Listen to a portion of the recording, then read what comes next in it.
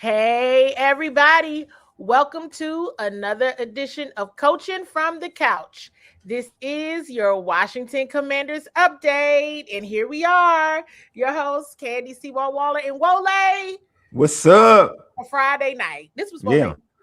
be. Yeah, it is. I'm telling y'all. Y'all snowed in. Y'all ain't worried. Y'all about to be snowed in. Y'all ain't worried about I nothing. don't Don't even take worry credit about for it. this idea. But I Yeah. said, you know what? Coaching from the Couch on a Friday night with Look. incoming Snowmageddon. Why not? Yeah. Why Y'all, most of y'all coming from the grocery store buying everything y'all don't need. Y'all not? could be out here. Y'all good. Y'all good. Be on here. Be on here. And you're probably like, "Oh, Candi looks refreshed." I do. I'm not. I don't know who before you ask, I don't know who the defensive coordinator It's a is. Friday. That's why. It's a Friday. You know what I'm saying? That's what it is. That's why. I don't Everybody, know. it's a Friday. You know what I mean? Let's keep it a bean. It's a Friday. That's why. I've been right, and I've been out. That's why I made up. Look like There you game go. day. I mean, Yeah. game day attire because I had to be outside. Look, Uh, man. and do a And lot of it's the things. season for all sorrows and everything. I know it's this is like it. It's everything today. A Like woman of this. Delta Sigma Theta Sorority Yeah, Incorporated, which yeah. I am. Uh-huh. Has definitely been outside. So Everybody, I guess yeah, after the first week, and we're gonna get into some housekeeping items. I think I saw a comment that was like, "Candi don't have no life." I'm like, wait a minute now, wait a second. I'm getting my life back. That's what yeah. I'm gonna get it back since the Commanders are at home. But anyway, Yeah. Hey, we that all first week was a doozy though. I was yeah. like, okay, this is It's about, it's wearing out its welcome. But since things have gotten a little quiet, Commanders fans, hop on in. Go ahead and share this show with Mhm. your Washington Commanders loving family and friends. If you are watching us on YouTube, make sure you hit the thumbs up. As Ole always says, hit like, all of that. Subscribe to the Yeah, channels, Bowie all that. TV, Urban Sports Scene. This is a collab Yeah. between two amazing businesses covering the Washington Commanders. If you have not cut your cable, you can find Bowie TV on Comcast channels 190 and 1097 in Prince George's County, Maryland. And what else? What are we forgetting, Wole? Super chats, super All that good thanks, stuff. all Super that good chats, stuff. all that good stuff. You can drop your questions in the chat and your commentary in the chat. We'll try to get to as many questions as always as possible and thoughts. Mhm. This show is going to be really just a dialogue. Mhm. No clips, no anything. We have a set of a few questions. And so, based on these three questions we have, there might be some spin-offs of Mhm. these questions, but we figured it was probably be good to pop in and have a conversation. Of course, we all know that the Commanders in search of a defensive coordinator is certainly a hot topic. So we're going to dive into that first, and then we have a spinoff of that. And then we're going to talk about one of the position groups that we've mentioned, but one specific part about that group that we Mhm. haven't really dived into much, if at all. Mhm. Wole and I were talking about earlier. Yeah.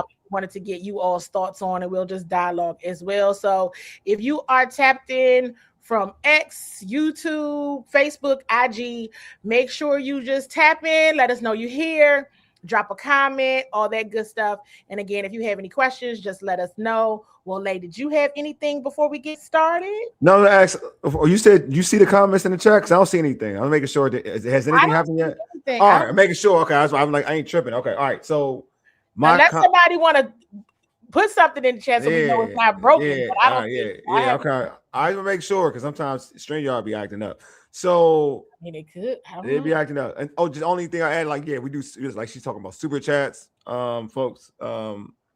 If you want your there you go, pause. Okay, now I know it's real. Okay now because I All was right, just I know it's I was real. just I just need to know it's away. real.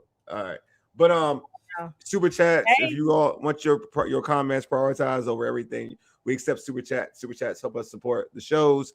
Also, like she mentioned, likes and subscribing is free. So if you feel like giving up a like to the video, it's free, it's cool, it's chill. Hit that like button, hit that red subscribe button. You know, it does great when videos like this on either platform, Urban Sports Scene, Bowie TV. when you like and subscribe to it, it does well for the algorithm for this video. So all Commander stuff gets that thumbs up, gets everybody on board and say, you know what? Oh, that's the dopest Commander show on board. So make sure you do all that. Yep, and we always got to remind you this is a live Bowie television recording. Facts. Everything we say and do here does somehow end up on TV for the most part. Yeah, we might edit some things out if it gets a little too crazy. But hey, who doesn't like reality TV every once in a while? So sometimes that's what we do here. But I always will drop that reminder as well so that you guys know that this is a live Bowie television recording. Yeah, so let's get into our first question. Listen, we know that the defensive coordinator role for the Washington Commanders is a big deal. It's still not filled. We don't know who it is. Nobody knows who it is yet. It's a lot of conversation around this topic, right? They went ahead and settled out the offensive coordinator role within that week. That first week of the offseason, this one is lingering on a bit. But guess what? Due to the head coach carousel and all the things, it has also created a defensive coordinator carousel as well for some places.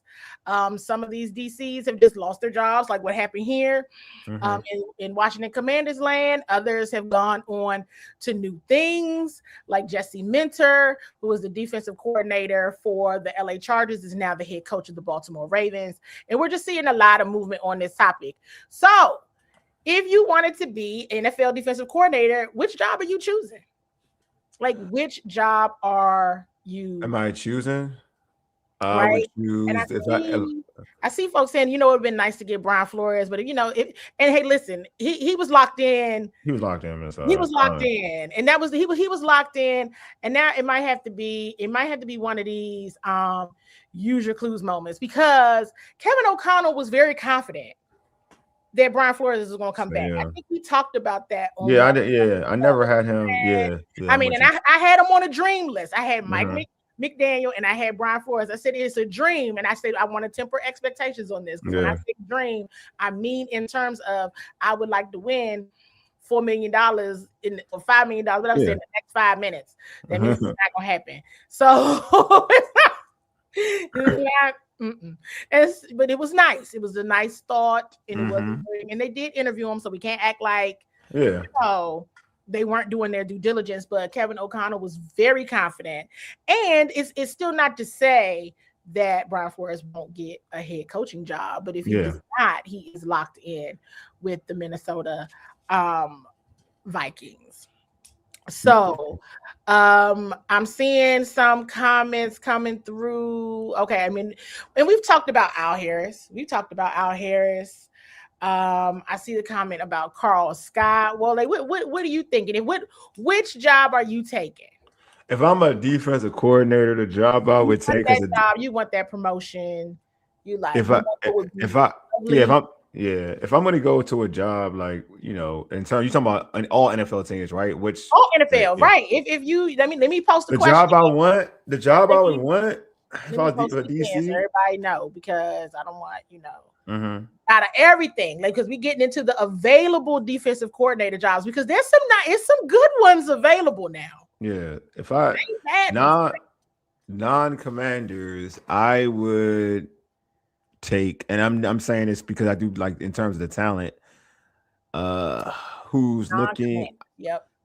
I would who's fired their defensive coordinator, not because who are really replacing their defensive coordinator. Who has a defensive coordinator? I would go. I think the Ravens got a lot to offer. I would go to Baltimore. I think they have a lot to offer, because you were talking about people who've let their defensive coordinators go who have talent. I would go with the Ravens. Like the Steelers, I know Paul got the Steelers, but they haven't fired their coordinator. He's looking for a job. He hasn't been fired. You're talking about a guy who it's actually a vacant position. There's a vacant. Then it would be, if it's vacant, coordinator job. I would take Baltimore, because Orr has been fired basically. So I would go with Baltimore.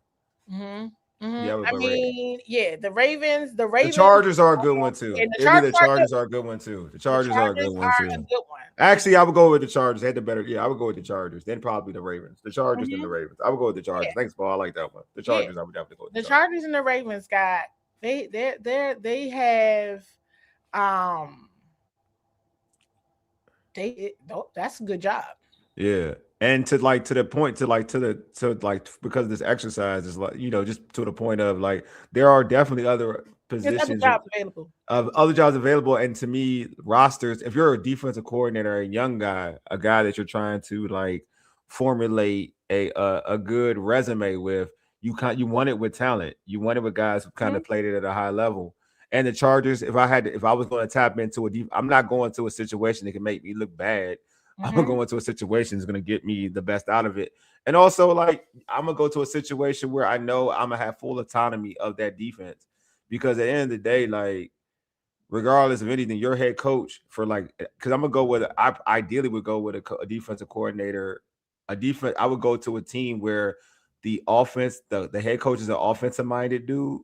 That's why I would tend to go to that situation because if it's a defensive minded head coach, you could butt heads. It's possible, like because that head coach is a defensive minded coach. So he may not agree with some of like your principles or whatnot. That mhm. is a thing that can happen. So if you're looking at this situation here in the area, like here for the Commanders, like that would be a thing that could scare a defensive coordinator off, knowing that okay, my head coach is based unless I'm running the same system. Oh, I gotta stop. Sorry. All right, I stopped my statement. Oh, Hey, Mama Waller. I had to stop because oh, I saw my your mom. Well, hey, mom. mom. Hey, Hey, mom. Mama Waller. How Hey, you doing? mom. That's why I Yeah, said, I'll, oh, I'll wait. stop. I'll give this I'll time. stop mid sentence. I'll definitely stop mid sentence. But yeah. Ah, So yeah, I think that if I'm a defensive coordinator, I'm looking at a situation too where, in general, where I'm probably looking at a coordinator where I'm looking at a situation where the offensive I'm looking at a situation where the head coach is an offensive minded dude. I want full control. Like I don't want anybody who could look at my system and say, "Oh, maybe you could do it this way." Nah, usually an offensive minded coach won't even pick his head in your room because he's worried about the offense, especially a guy who's pretty much fresh in being a head coach. Like, I mean, if you look at Kevin O'Connell, we use him an mhm, example. He's not peaking in Brian Flores. Brian Flores is pretty much doing whatever he wants with that defense. So, absolutely. like, you want a coordinator, if I'm a coordinator, I want a situation where I'm not worried about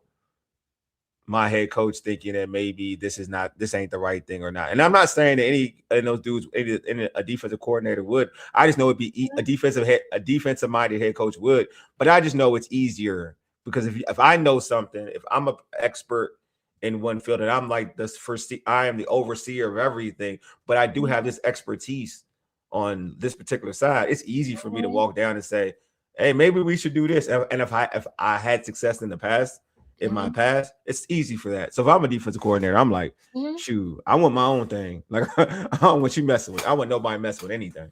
So some of the other um jobs that are available, Mm-hmm. right? We know that the 49ers are available Yes, that's a good now. point. Yeah, that's a good one too. Yeah, 49ers are available now. The that's a good one. Giants, Coach Harbaugh hasn't made a decision just yet Yes, that's a good one on too. his With talent. defensive coordinator. Yeah, that's a good one. The 49ers are available. The Giants are available. We just talked about the Chargers. Yep. Great point about the Chargers and the Ravens. Yeah, And I the like the Giants Green job Bay too. Packers. Oh yeah, they think they hired what's that? That's a Because good one they too. hired the Dolphins hired their Yeah, defensive coordinator as their that's head a good one coach. too. The Packers are a good one too. That's a real good one actually. Sure. That's a very They good one because are. you got Micah. You'll have Mike. Well, hopefully you'll have a healthy Micah Parsons. They're still good defense without Micah Parsons. They are. Um, that's a good one. That's actually a good one. I mean, Very low key. I mean, honestly, if you're a good defensive coordinator, I will say this because I mean, I'm not saying it because I am saying I know it hurts to say this. There's some teams in the NFC um East, even the Cowboys that have talent Oh yeah, the that Cowboys need one, don't they? They didn't hire anyone. no, they haven't. But there is talent there Yeah, where the Cowboys is another team that is looking for a you coordinator. could like like if you believe in your body of work and what you can do, um yeah, you could definitely. I believe that you feel like you can make that unit better. But again, also, Mhm. I don't know how enticing that is because you have Jerry Jones as your owner. And I don't know how enticing Right. that is for a lot of people. But in Okay. terms of like coaching talent, like I think that is a desirable place for a coordinator. I could see that being a Yeah. desirable place. And the Giants, I do like the The Giants. Giants, I like the Giants a lot. this is kind of a spin-off topic, and then we're gonna get back into defensive coordinator. Yeah. I've posted, like, I feel like, because I'm a person who advocates for, yes, know the team that you watch, right? But you need to know what's going on in the division. Like, you really do. I'm glad you brought up the Cowboys because, right, they're looking for a defensive coordinator as well. So like, you got to pay attention to what's going on. So just from a division, and of course, whoever is on the schedule for that season. But from a division perspective, John Harbaugh being in this division changes a lot. Yeah. And this is not going to be the same old Giants. It's just not. And so it will be interesting to see who he brings in as his defensive coordinator. It will be very interesting to see because I think there's been some conversation around, him bringing Zach Orr with him, but I know Zach Orr, I think he interviewed for the Chargers, DC. Yeah, he did. But I mean, I don't know how serious. I know there was conversation around Anthony Weaver. There was conversation around Denard Wilson. Yeah. And now what we're starting to see and hear is that a lot of these defensive coordinators are all Al Harris is doing multiple interviews. Yeah, of course. They're all interviewing. Yeah. Everybody's interviewing. And so this is one of those seasons where they get to choose. These guys got to get to choose. And so it will be interesting to see where folks land, to see where folks choose. I think that I just wanted like you said, well, like the point of this conversation was to talk through all of the available defensive coordinator positions that are open right now. And if you were the coordinator, which one would you choose based on where things are currently? Yeah. Whomever comes into this role has a hard job. Yeah. And you got to win it. Which could kind of lead to the next question. And we're going to keep talking about defensive coordinators because there is something to be discussed in terms of, some of the more popular names. If there is a desire to have someone who has experience with play calling on defense, right? Well, some of the more popular names don't have that. And we could use our clues, right? We could kind of use our clues and say, well, if David Blau doesn't have experience, with play calling, maybe it's okay for the defensive coordinator also not to have that experience. But taking that into consideration, if that is a real thing on the defensive side of the ball and needing experience, that changes some of the who you might want. And so it's a lot to think about, especially now really knowing and diving into have the Jets determine their defensive coordinator? Nah, because nobody's accepted. Like they've gotten their interviews declined. Yeah, yes. So this is it's by teams. I'm talking about by teams. And I mean, for what it's worth, I'm just throwing it out there.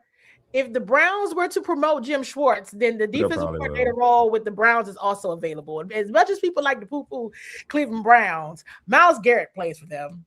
Yeah, I just think that like the Browns situation, because Schwartz will be, they'll have an opening in that. Yeah, but he'll be the defensive coordinator. Well, he'll probably still be that person. He'll be calling defensive plays. He'll have a guy under him. Like whoever was under him will be moved up as his DC. Like like what Dan Quinn has done with all the other Titans still available. The coordinator, who's the head coach? The head coach is well, they just got Saleh. So I mean, maybe he'll call Saleh. He'll play. He'll probably bring somebody from the Niners. Somebody from the Niners, yeah. And so I'm just like, yeah, it's some good jobs available. Yeah, very good ones. I mean, there are pieces already in place. There are pieces already in place. Yeah, but I'm with you. I'm with you. I think. Yeah, go ahead, Candi. No, I'm just saying there's many places. I just like really thinking about it. And that's the conversation that Wole and I started to have. Like, listen, and I was sharing with him. I'm like, here's the challenge with this. There's options. Oh, there's a lot of options. A lot of options, everybody. Yeah, that's where I'm like in my belief system, because I just feel like, you're not gonna get. Everybody wants some of these sexy names. I think you can get, like, for instance, I do think if he wanted, like, I think it's possible if they wanted to, they could definitely bring in Raheem Morris, who called defense. They could do that. Like, I feel like if they want Raheem Morris, and Raheem Morris wants to come here, that is a easy. If you're looking for experience and a guy who has a rapport with Dan Quinn, that's one I think that's easily on the table. Now, do they want that individual? That's a whole different conversation. If he wants a head coaching job, right? Yeah, but I don't think he'll get a head coach. Well, I'm gonna be real with you, and I like Raheem Morris. I just know how the game works. That's two head coaching jobs he's had for African American. He's been fired twice. He ain't getting a head coaching job anytime soon. That's what it is. That's just what it is. And he hasn't won enough in this league in terms of consistently. I don't think he's done a horrible job. But also, in the same time, you lost your job twice already. You're not going to be a head coach anytime soon. So he, to me, because of how the game is the game. He's going to be in that defensive coordinator mode. That's where he's at. That's where he's going to be labeled right now. So that if they want him, that is a player. That is a person that I feel like if you're looking at a person who's called plays, who's really going to be available, who's really quality, who's really a good one.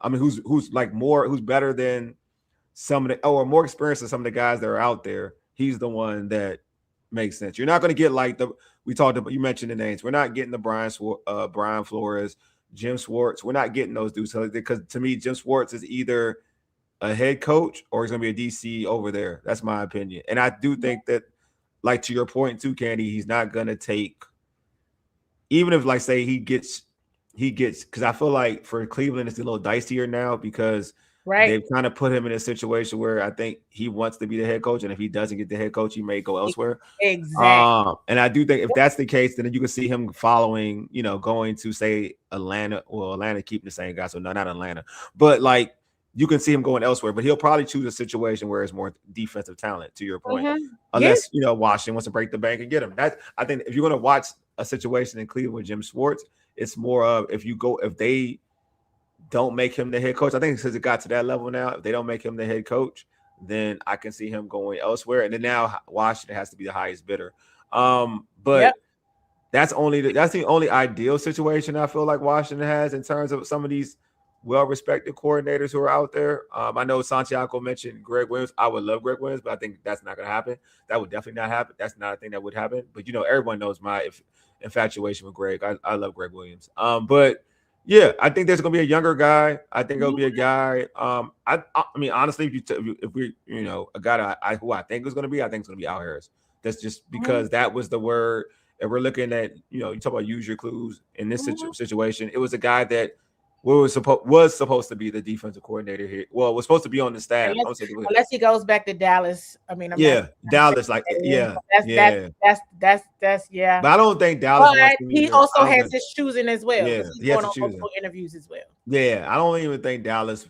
I don't think Dallas wants a particular home run hit. I just feel like here for Washington, I just think that it makes too much sense. I think Al Harris just makes too much sense. Absolutely. I mean, I think that some of the things that we would probably have to consider is do they really want somebody with play calling experience or not? Yeah, would you be settling for somebody? Yeah, with no play calling experience, because that was at one point in time a prerequisite, play calling experience. Now, again, we could all challenge that theory because Wow doesn't. So we can challenge that theory, but I think that's how you all go through the exercise. If you go through the exercise of using your clues, you can put together a list. You can put together a list based on who has experience calling plays, based on who does not have experience calling plays. You can also take a look at, who's still playing this weekend that they might be waiting to interview. Who also potentially, I'm coming up with a list of questions just so y'all know, who also could they be waiting on to make a decision? We're gonna keep interviewing everybody, but hey, maybe you got us in a holding pattern where we can't hold in case you pick a head coaching job. Yeah. You right? can't hold for so long though. That's And the you can't thing. hold no, because they're still Can't hold interviewing long. people. Let me be clear, but it's Yeah. because they definitely got to do their due diligence on this one. And it's also the knowledge of compared Washington Commanders defense compared to other Other teams' teams. Yeah. defenses. What type of work do you have to do? It depends how good you are, and also You know what money I talk. mean? Yeah, money I mean, talks yeah, I too. mean, if money talks, then absolutely. You know what I'm Money saying? talk. It depends what. Um, So this is what I would say though to that. To that. You're right though. Everything's right. But the yeah. organizations run differently. So I will say this though. Like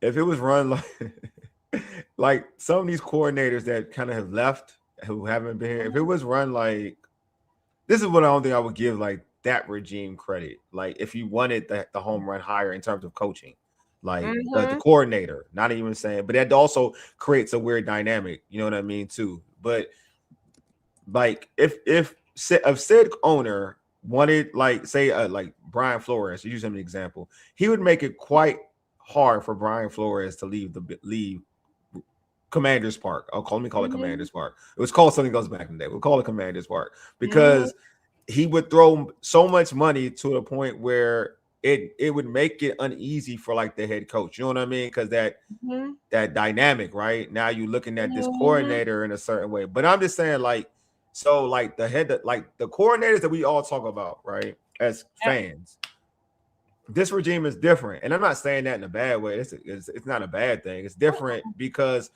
they're gonna do their due diligence, but they're Mhm. willing. They're not going to overpay for a coordinator that we all may think that's awesome. That's what I'm saying. Like, for No. instance, like Oh no, that has nothing because to if do like with I won't even lie to you, my gut belief is if Brian Flores was in this building and he was in this building, like the former owner would have like damn near paid almost anything to keep him here. That's just my opinion. I felt like watching this team in the past, knowing that's what it is, But Mhm. this owner is willing, like, and which is a good thing, right? To kind of dissect and Mhm. maybe find some of the younger dudes, like even like to me, Mike McDaniels would get an opportunity. Like he would have like said, let's bring Mike McDonald here and see if he's McDaniels, who Mike McDaniel, he called McDonald, Mike McDaniel here, and let's see what if we can get him to be an OC here. You know what But I mean? let's even use like going back to Mike McDaniel. Let's use him as an example of Yeah. someone who, yes, okay, the Chargers want him at OC, but he has not officially finalized that because he's still looking at head Didn't coach. they? Didn't he already sign? I thought didn't he already sign there? I thought it was yesterday. I thought he signed with Jim Harbaugh. I mean, I thought he who? was. I I mean, think I he's on the know Jim. they might have mentioned it, but I think he was still doing the Bills interview. Oh, was he? Oh, maybe he was. Oh, he probably are right. He was still doing interviews. You're right. He was still doing. I mean, that's where he's going. You know what I mean? Yeah, Let's be clear. yeah, That's what I mean. yeah, He's kind of like Brian Flores, though, right? yeah. Like Brian Flores signed an extension with the Vikings. In Mhm. the event he does not get a head coaching position, he's going to be the Vikings. You know, Oh yeah, yeah. The Bills interview. I mean, if he's gonna the legitimately get Bills that is another job, one that's pretty attractive. But you know, yeah. hey, If he's but gonna legitimately get that, like that's a good one. That's a very that is good a job. great one for. Ooh. He should take that job if he wanted to. Yeah, did And we already? Yeah, we interviewed out here already. so it's just kind of like, all right, Yeah, it's that, and it's not to be like, oh, yeah. woe is me, everybody. It's just being real. It's just being real I and agree. being honest and objective and looking at Yeah, all the possibilities because San Francisco, Green Bay, the Chargers, the Giants, everything that we're saying, these are all options yeah, with pieces, and then it becomes a how much do you have to overhaul?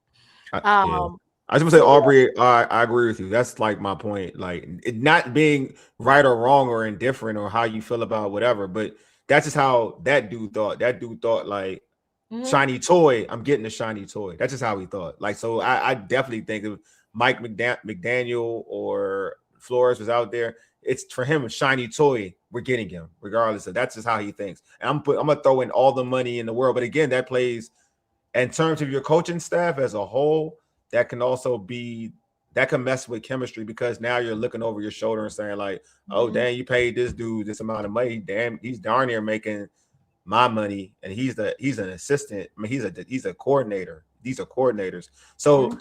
I get it. Like you don't want to rock the boat. But yeah, I feel like that dude had no tact. He would have definitely went after those individuals. Mhm. Which then led to a question. that we started talking about, we meaning Wole and I, when we were planning for the show. And I said, well, I mean, was the Joe Whitt Jr. hired? Was it that bad? Was it that bad? Because I mean, that is definitely a name we've not heard in terms of interviewing anywhere.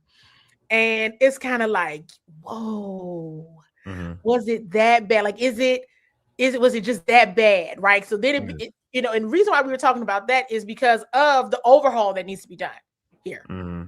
Right. And even if there's pieces, which they're all there, yes, of course there are pieces. Let me answer this question real quick. Let me answer this question real quick. No, he ain't signed yet. Like, to Candi's right, he's interviewed with the Bills. He's interviewing with the Bills. Right. He's basically signed by the charge, but the Bills have interviewed him. Like, so they're interviewed. He's been interviewed. So it's not like a done. It's like the Flores deal, kind of like you can tell. It's like the Flores deal. It's like the Flores. So I'm letting y'all know he's interviewed with the Bills. Like, after the report, with the report that everybody heard, he's interviewed with the Bills.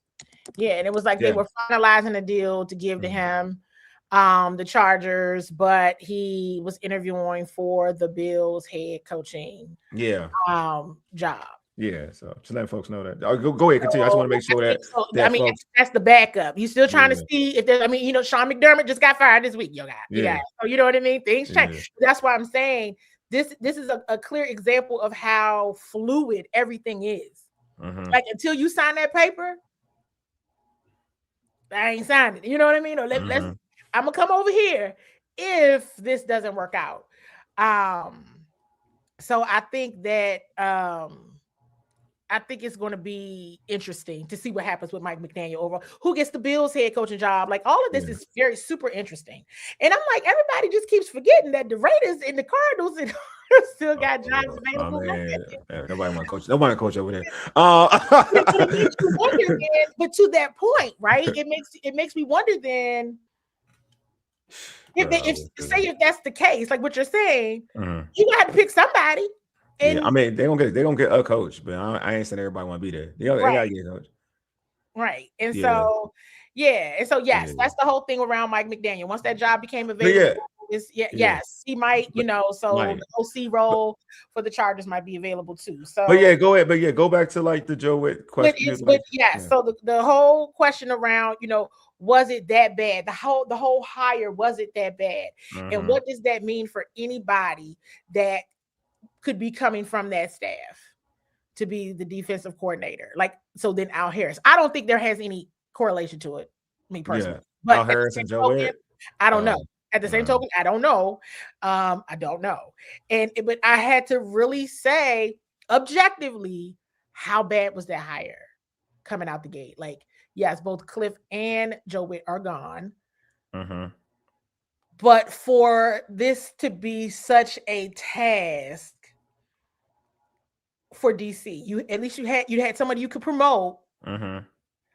But this is definitely harder, especially based on all the rest of what's available and the job that needs to be done, just in terms of roster creation on that side of the football. I mean, bad. It's really that bad. I mean, I have an opinion. Well, obviously, I guess that. Oh, I thought it was always bad. Be like, you know what I mean? For like, it probably wasn't a good decision, and I understand it in good faith, and nobody knew it was gonna go that bad. You know what I mean? Nobody knew that. But I think it was for sure one of those things that you got to learn some lessons from. So then going back to then how swayed are you based on relationships? Yeah, there you go. You know what I mean? Like, hey, I need the best person for the job. I need the best person for the job. What does that mean? I don't know, but I don't know. I think Al Harris is dope. Let me be clear. Let me be clear about something. I absolutely think Al Harris is dope. As are many of the candidates. But because of the overhaul that needs to be done, even from evaluation, roster, game planning perspective, and the the immediate return that needs to be seen. That's a good point too. In That's this season, I don't know. I mean, they're taking their time, which I can appreciate, because that one right there, that's going to be hard. That's hard. Yeah, I'll say this. Like, I'll say this much, man. Like I thought it was a bad idea off the rip. With Joe Whitt Jr. I had questions. Let me say a bad idea. I had questions about Joe Whitt off the rip because he wasn't the main. Because anytime you're not the main person they want, it could be a problem. Like Al Harris was always like the main person they wanted to come to follow Dan Quinn. Like we heard that in Dallas, like how Al Harris was his man. Like we heard that in Dallas, and when Dallas blocked it, then we had to counter and you had to promote Joe Whitt Jr. the defensive coordinator. Like the talk was like we were getting both of those individuals. We were getting Dan Quinn and Al Harris. Everybody was hyped for it, you know. And so I'm always on the line of Al Harris. And I've said this too, like I personally, and you know, whatever, like personally, I would take Al Harris. I like Al Harris, but I would also say, oh, appreciate the super chat, Santiago. Appreciate the super chat. Thank you, Santiago. I'm gonna get to that. I'm gonna get to your question, Santiago, after I finish this statement. But I also understand like Al Harris can go left. Like I understand that it can go left getting Al Harris, but I do believe in Al Harris. I have a lot of belief because his body of work and something that Dan Quinn has always talked about. And it's like, and you've heard it, Candi, you've been there, like you've seen it, is creating turnovers. Yeah. Al Harris, everywhere he's been, like the Chicago Bears, a bunch of turnovers. Dallas Cowboys, a bunch of turnovers. That's Al Harris is the common denominator on both of those teams. Like his DBs know how to get the ball. Like he knows how to get the ball. Like that's the thing. And that's and if you want to even go even further into that, as a football player, he was the same way. So everything about him in terms of getting turnovers, it is something that he's had as a player, and it's something that he has as a coach. That is it. Like he has been that person. You know what I mean? We got the Payless version of what Al Harris was, and no disrespect, and Joe Whitt, that's just what it is. He wasn't Al Harris.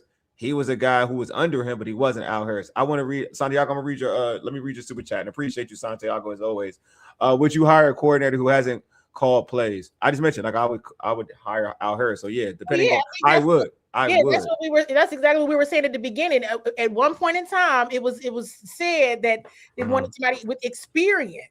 Yeah. And I'm like, well, all them dudes starting to leave though. All them dudes are starting to be off. Yeah, to your point. That's what I'm saying. Like it's okay, and we got it. But that's why I say, okay, use your clues, everybody. Create two lists. Who is available, who has experience, who is available, who does not have experience, and who are these individuals interviewing with? And compare the defenses of the teams that they're interviewing with. Take away the relationship. Now, because if you got to lean on the relationship, you better lean on it now. Because there are some very, very good options available, and they are paying very well. So, you know what I mean? So that's what I'm saying. Like, everybody got a problem with DQ or whatever until you need him, until you need his relationship to pull somebody that's really good in. Because if you're going just straight off team, well, that's not comparatively speaking, is what I'm saying, right? That's a hard sell without the relationship. That's a hard sell without the relationship, okay? If compared to the other teams we just mentioned. So, what I wanted to know, what I've been trying to figure out, I'm like, so nobody from the Texans staff is on any of these lists? Did they shut everybody? Did they block everybody? No, they on the list. They're on the list. Right. Texas people got to be on the list. Oh, they on the list. I said the Texans, and publicly, and let me be clear on that, publicly, because listen, turnover, if it's one team that can get turnovers and tackles, it's the Houston Texans. No, they got they got a few people on the list. I posted the list. Yeah, they got That's why I was like, I don't understand. Why isn't there more people from the Houston, Texas? Definitely a former Titans, right? That's Denard. Yeah. But I was like, are the Texans blocking Yeah. people now? I'm telling you, I posted the list, so I'm like, this is Matt Bird is the defensive coordinator. He ain't going nowhere. right. Yeah, Paul wants somebody from the staff. He's with you. He wants somebody from that staff. Or is he saying Texan staff want to be head coaches? I mean, but I'm talking about, and let me be clear on this. Yeah. I'm talking about the Texan staff from a perspective of overall. It's just somebody like you talk about position. You talk about a position coach. Like a position coach won't be a head coach. A position coach will probably be with defensive coordinator. So, for instance, if you want to like even keep it a being like for instance, you're talking about like say the linebackers coach, which is a good one. Well, that's my point. Either they've blocked people or they don't want to like go. Bill Davis, but a lot. So to be honest with you, so these guys, hey, they're like a little up in age though. Assistant linebackers coach Ben Poland, they're a lot of them up in their age. They're not younger individuals, or some of them are not younger individuals. But let me tell you something though. Let's be clear with that. Exactly, Wole. You hitting on something, and I'm about to tell y'all. This is what I'm saying. This is what I've been saying. It has to be, you gotta find both. Use your clues. What you just said about the Texans. Okay, they got a mix in age. Okay, because guess what they're doing? They're doing old school, like they call it smash mouth football. Oh yeah, old Vasco is young. He's young. These dudes can tackle their behinds off. They can tackle. They can tackle. They can tackle. And from a kind of newer school perspective, they can get takeaways. Yeah. Oh man, they're just awesome. And the football is so clean. Yeah. It's so clean. They're well coached. I'm not gonna hold you. They're well coached. That's what I'm trying to say. And they know how to draft. They know how to draft their players. They got some guys. Well, they are drafting according to what their identity is. If you want somebody that can tackle, you get somebody that can tackle. Now, I've been saying this the whole time. But they don't play with studs though. They don't play with studs either. They don't play with studs. That's the whole thing. They don't play with studs. People weren't even paying attention to him. I mean, you might know Will Anderson name, right? And people might get all of this, but that's like it. But they're all, every single last one of them, and it's clean. You don't see a lot of PIs. You don't see a whole lot of, you know what I mean? It's clean, and I'm like, this is incredible what they're doing on that Texan staff. To your point, they're well coached. They are. I think that they are well coached. That's coaching right there. And I watched them. I remember when they beat the Bills. My dad said, "You need to go back and watch that game. You need to go back and watch that game." And I said, "Let me go back. Let me watch it." And like you said, we're not talking about a whole bunch of big names. They're just doing the things right. Yeah, they got, and I will say this: they know. I'm gonna give their GM credit too, because.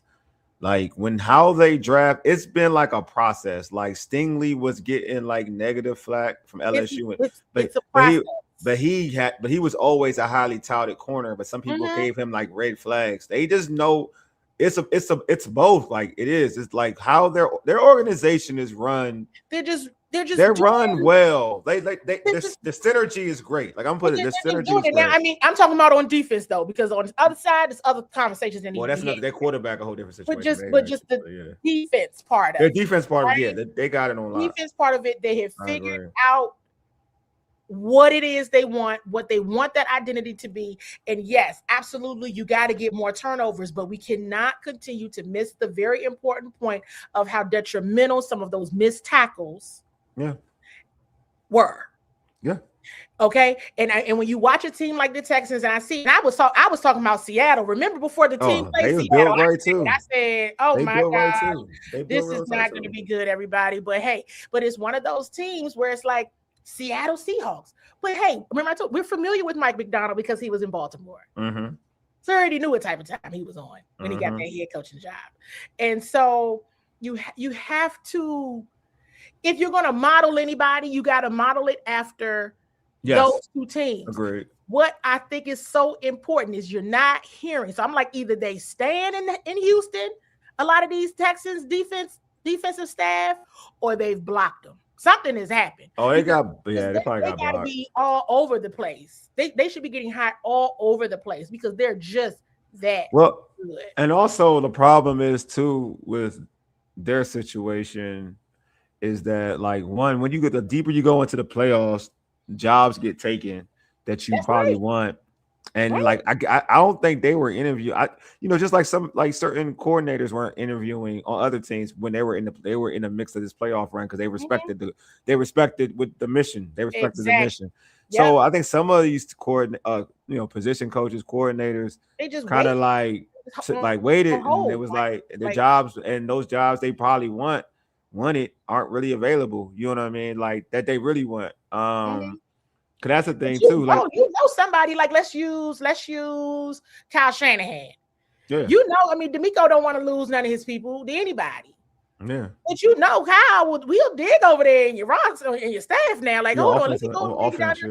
yeah, Just, and let's see. But in terms of because he needs a coordinator, he needs a defensive yeah, coordinator. So you're not even really hearing a lot of that chatter. And so yeah, I'm like, either they're taking the week off or they like, let me think about it, or I want to stay in yeah. Houston because what they have is special. You have seen like They'll get with tapped in. They'll get tapped in. They'll oh get yeah, tapped in now. They'll get tapped in.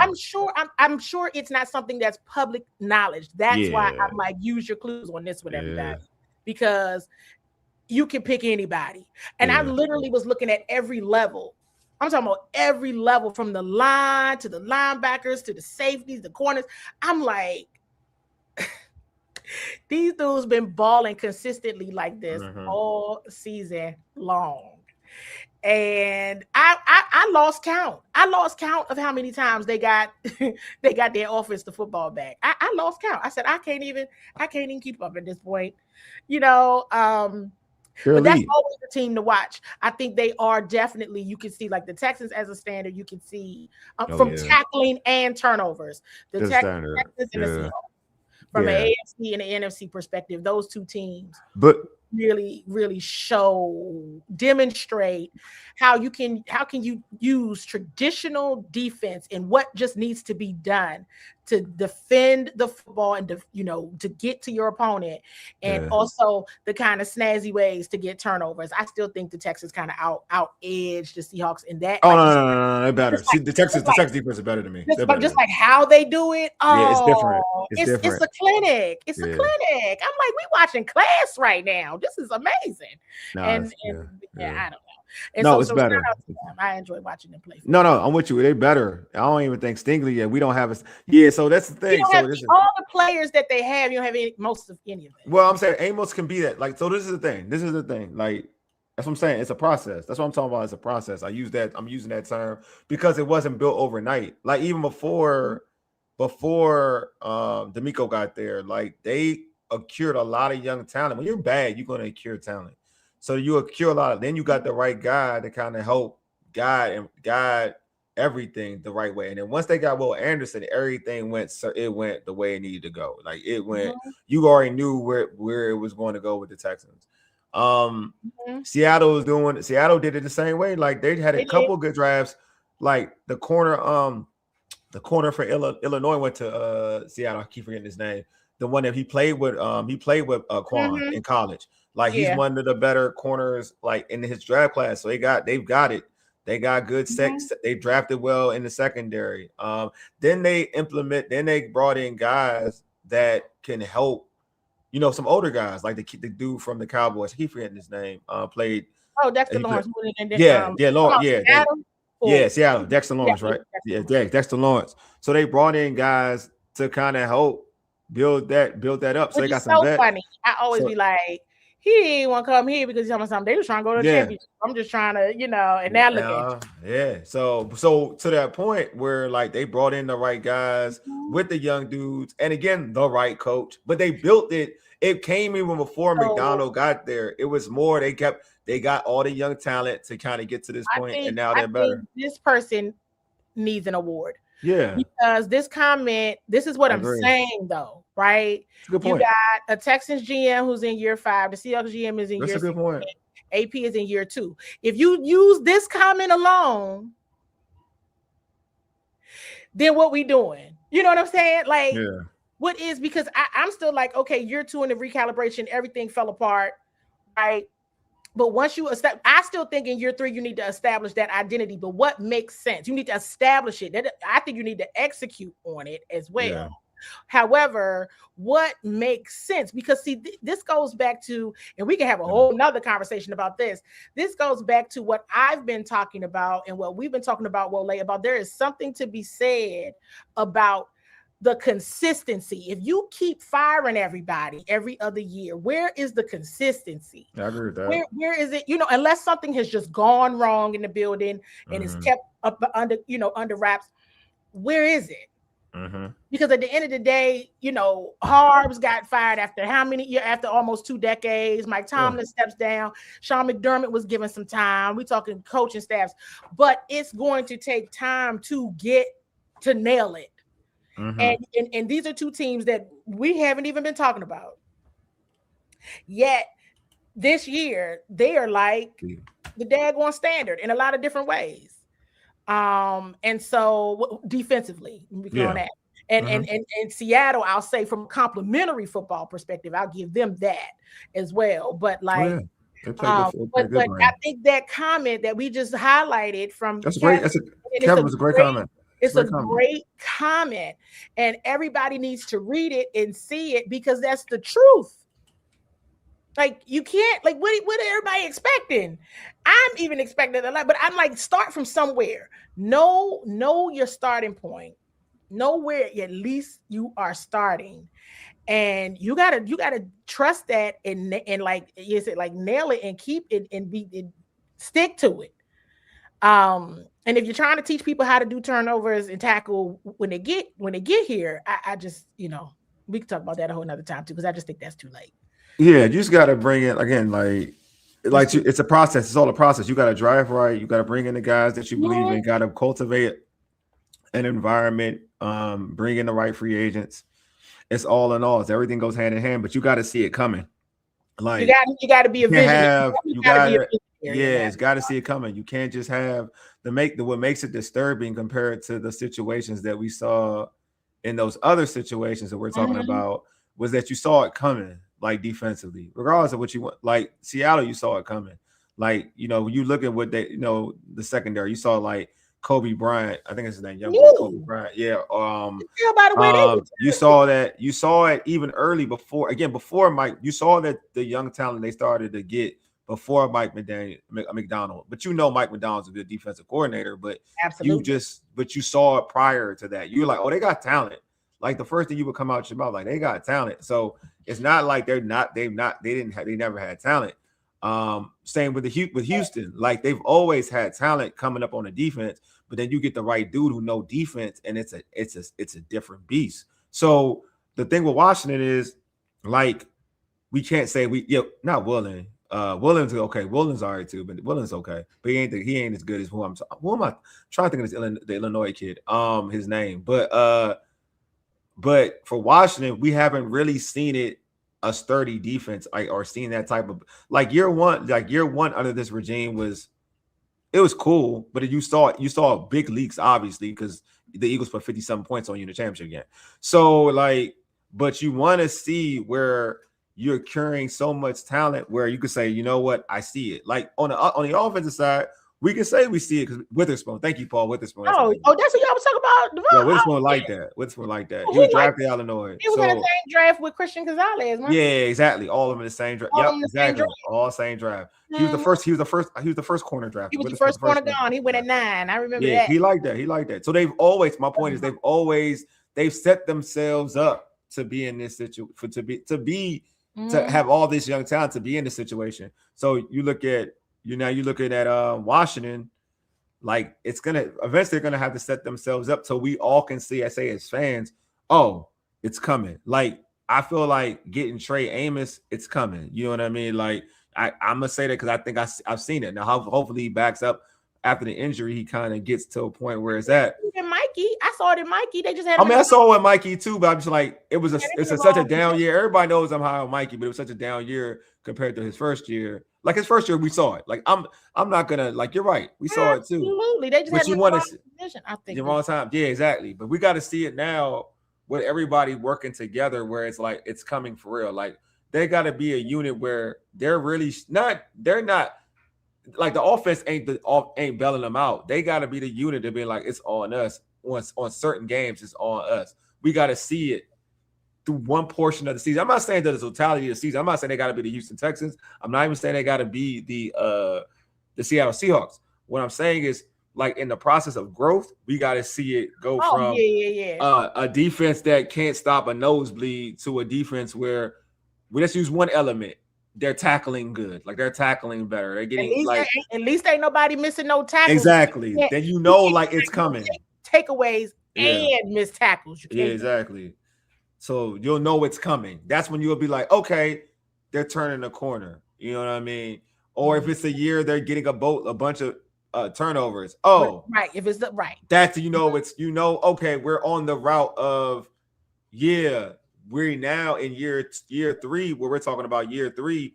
We're in this situation. I'm not asking for a dramatic shift of being from one of the worst defenses in the NFL to being a top 5 defense. I'm not asking for all of that because I don't even think the individuals that are remaining, I'm not gonna lie to you, the individuals that are remaining as coordinators who are like really realistic individuals. That's the term I like to use. The realistic individuals that this team can really bring in are at the level to say that I believe that are coordinators that are that elite of coordinators. No, I don't think they're all that elite, but I do think some of these coordinators, if given the opportunity, can grow into being somebody special. And I think that's what's important.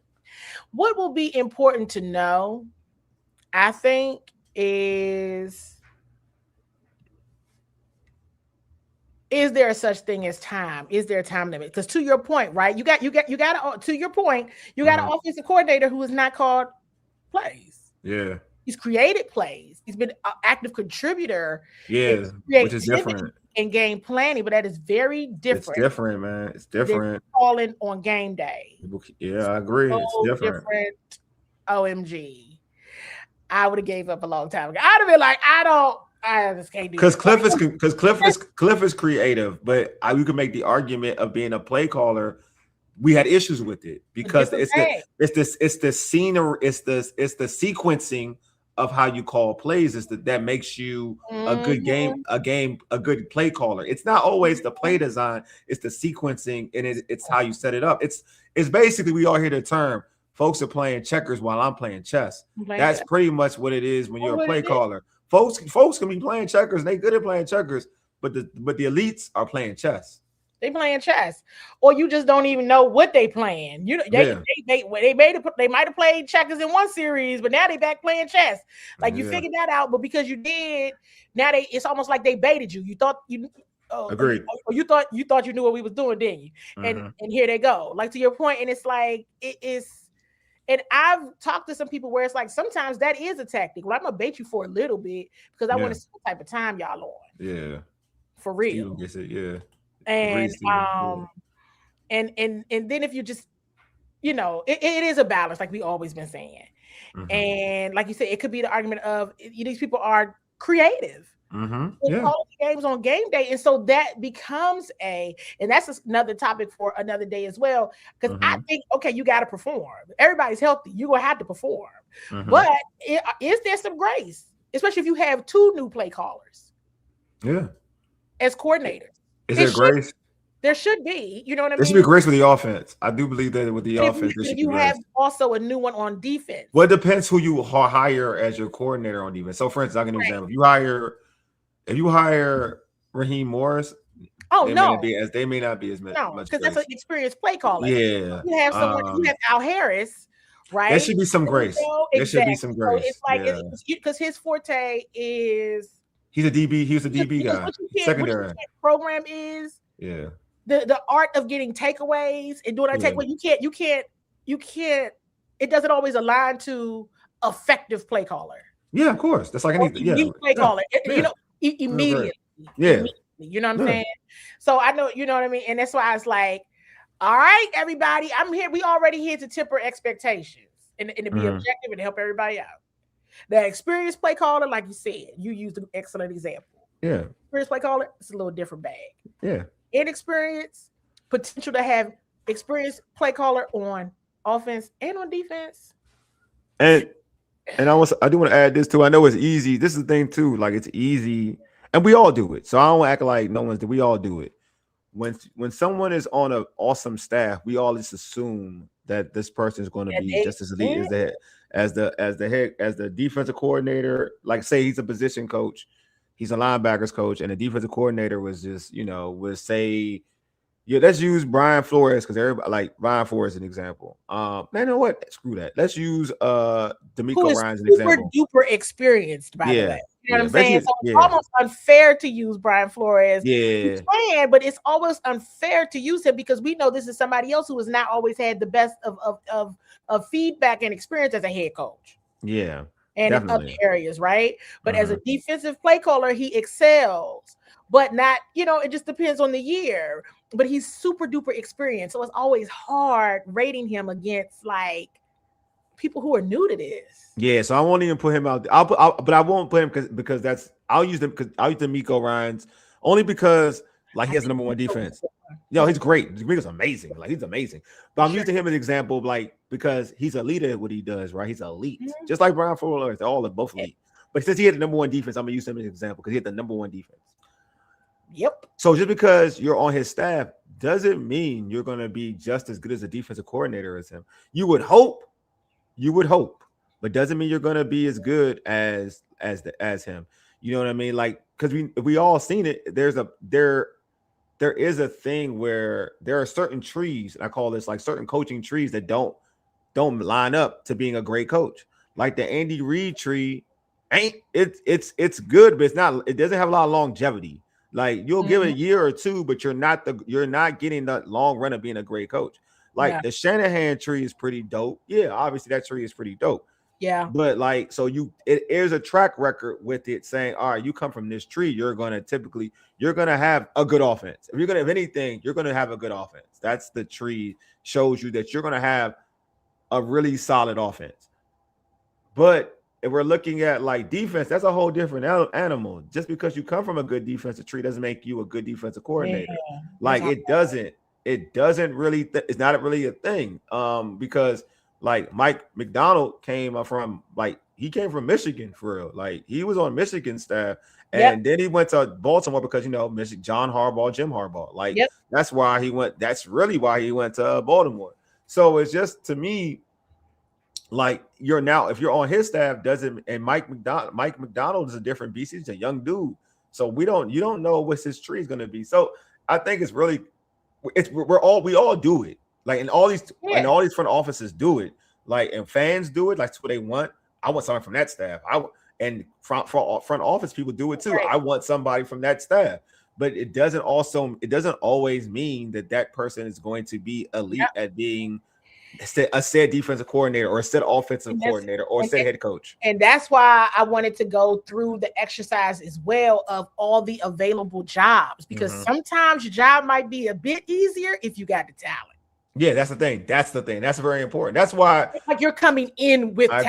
I agree with that. I agree with that. I just totally agree with that. Yeah. When you start at other job opportunities, you're like, well, I use that example for, as much as everybody calls him the boy wonder, and he's a good coach, Sean McVay winning the Super Bowl, but there's a reason why his transition to the Rams is much easier than a lot of coaches, because to your point, yes, he was a fresh young play caller, but also like they gave him that off season, and go back and look, they gave him so much talent. So it made him when you're growing into a position, it gave you so much talent that it was hard for him it would be hard for him to fail of being even a solid play caller. He had Todd Gurley. He had Gurley. He had Sammy Watkins Jr. He had Woods. He had what's the quarterback now that's playing for the Lions?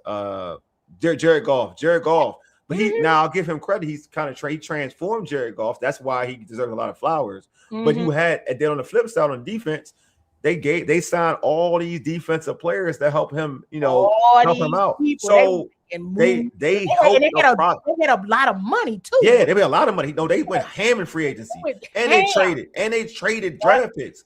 So like they to your point, to what you said earlier, to your point, they brought in talent so the transition could be good for him, so he wouldn't struggle. Therefore, throughout the process, he gets to learn and grow and then become a better coach because of it. So then he kind of gets into his own bag, into his own confidence. Now, being a coach isn't as new, and he can go through things. So I think it's very important. I think that's an excellent point. I think it's very important to whoever they bring in. It can't. This is why I said about Joe Whitt Jr. And this is where I'm actually I'm going to side with Joe Whitt Jr. And I know him, and folks will know, like, I've been rough on this dude, but I feel like because you're asking him to come into this situation as a young defensive coordinator, you didn't give him the talent for him to work with, for him to make him look good. Because again, you can't just give him decent talent. You got to give, just like I talked about Sean McVay, you got to give him extreme above, like damn near top tier elite talent. Therefore, he can learn, he can grow into the situation, he can grow into it, and then makes him a better coach. And maybe in year 3, he's kind of getting comfortable calling plays and become a better defensive coordinator. So, but if you're going to give him, if you're expecting him, give him this amount of talent, and you expect him to be a D'Amico Ryans or expecting him to be a Brian Flores, he's going to fail because he's not at that level. So you got, sometimes when you are at this level as a coach, you got to give me this level of talent. Therefore, I can kind of graduate year by year. I can get better to a point where I'm now a good defensive coordinator and I can work with lesser talent. Yep. And that's why I'm like, this one right here is way harder than people think. Given the current state of affairs on that side of the football. Yeah. It is hard. It is difficult. And this is not to be like a Debbie Downer. This is just me being honest. This is hard. I think it has to be a situation where it's more, it's front office, it's front office in terms of whoever they bring in, they got to make sure they make life easy for that individual. That's all I know is if you want them to get takeaways and you want people that can tackle, you bring in people that already get takeaways. So you help them to refine and you bring in people that can already tackle. Perfect. I agree.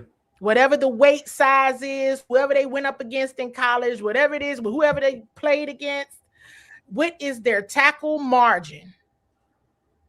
Oh, I agree. And that's my thought process. This is crazy.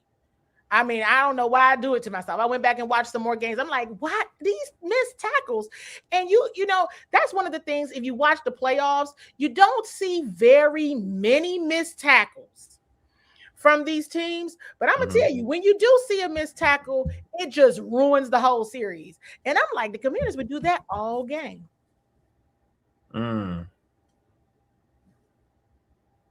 It was sad. Some of that stuff was sad. Like I would just be like, it was just like, what happened? Were they tired? I don't know. But speaking about talent and speaking about year 1 and year 2 and all of that, we had another question. And this question is, I don't think we talk about the safety position. We talk about the safety position. You know, in year 1 of this regime, Jeremy Chin, you know, that was a player we saw get better. I mean, all of them were getting better as the season went on in year 1. But that was, when we talk about tackling, that was definitely a player we saw just become an example of the identity that they wanted to have. True. What it meant to tackle and what it meant to, you know, arrive violently, but still be clean. Now sometimes he would get like a penalty. You know, he would get a penalty, but most of the time he was clean. It was rough. It was rough to watch sometimes, but it was a tackle. He's violent. No, he's violent. He's violent. He's violent. He understood the assignment. Yes, there you go. I like the way that's the He understood the assignment. That's what it was. And then, you know, lost him in free agency. The responder got Will Harris, but now Will Harris, you know, for his excellent communication skills, all of those things, and he was injured a good portion of the season. But what else needs to happen at that position, right? And so that came up. I'll get your thoughts, Wole, and see, what the comments say. But it's a thing. I think the team lost something there. For sure with Jeremy. It illuminated itself. Now I think he ended up closing the season out with the Raiders on IR with the back issue. But just that tackle piece of it, and how they would show up. Now, Will Harris, I think, was excellent in coverage. I think was excellent. And like his communication skills also great, excellent. But it did hurt that he wasn't there all season as well due to injury. I think he started out very strong though. I was excited to see what else he could bring, but when he got hurt in the Raiders game and then didn't come back until after the bye for the Denver game. So just thoughts there on just the evaluation there. How do you evaluate what just what's needed from that position? Yes, everybody says, oh, Caleb Downs got it, good, cool. But we've often talked about Quan. We didn't really see, Tyler Owens. I keep forgetting to make Tyler Owens. We didn't see that. We didn't see that continue to go up. Revo came in and saved the day. Quite a few instances, where he could, he's one person, but he definitely did, make his speed known, his presence known. He did get a pick in that last game of the season. So I just think that I talk about Percy a lot, but we see a lot more of Percy's energy and his contributions on special teams. So I talk a lot about the safety position because I just think that's, there's always so much other stuff going on, right? Because there's so many different pieces. We could talk about every position really, but just thoughts on that safety position. Because I don't think like everybody, it wasn't something that was a lot of talk about. And that's what Wole and I talked about. We were like, people are not really talking about this. I'll talk there. So the safety position it needs to be handled. It's been a problem. I thought we had it fixed last year. Year before last, I guess. Last year, we were still in the season. Last year, with the way Quan and Jeremy Chin played last year. And I think there's something to be said about, having chemistry. And it's good. Yeah. And we could talk about Will Harris, good in coverage and good qualities, but there was chemistry, obviously, between Quan and Jeremy Chin and how it worked out. There was chemistry there because I feel like in the secondary and the safety in the back end, Quan and Jeremy played great together. They did. Compared to whatever version of Quan, even with when Will Harris out there is still, but wasn't the Quan that we saw with Jeremy Chin. You know what I mean? And I do think that was important. To me, for whatever reason, whatever happened, that was a mess up. Not having Chin back. And it's not a knock. I did see good things from Will Harris, so it's just not a knock on Will Harris. I thought, to your point, there are plays. I was like, oh yeah, he can cover. He can cover. Absolutely. He can cover. But I don't. To me, Jeremy Chin did a good job covering tight ends. I'm not asking Jeremy Chin to cover wide receivers. But he also brought physicality. He created turnovers. He did things that Harris didn't, to be bluntly honest with you.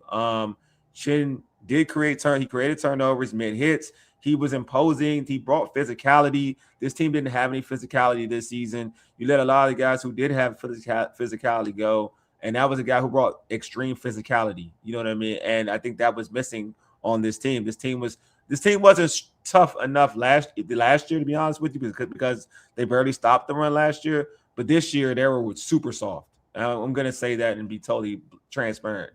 And that's even compared to last year where they weren't great against the run. This year they were 10 times worse to me in terms of physicality. They didn't bring any pain, didn't need anything. So at least last year, I feel like the year before last year, they had flashes of showing some physicality, flashes of having some dominance on the defensive side of the football. This year, other than the Giants, who did they really dominate on defense? So I do think that that is something that safety position was definitely missed. I think Chin was definitely missed. And go ahead. I just we hear so much about the edge rush, which mattered. It matters big time. That still mattered. I think I saw George's question, and George, remember in the last, I don't know if he watched the last show of the season, we said that we said, do you think the DC hiring? We said, well, Adam Peters, he already gave us a clue. Remember that last show we did? He said pass rush. He said pass rush. He said pass rush.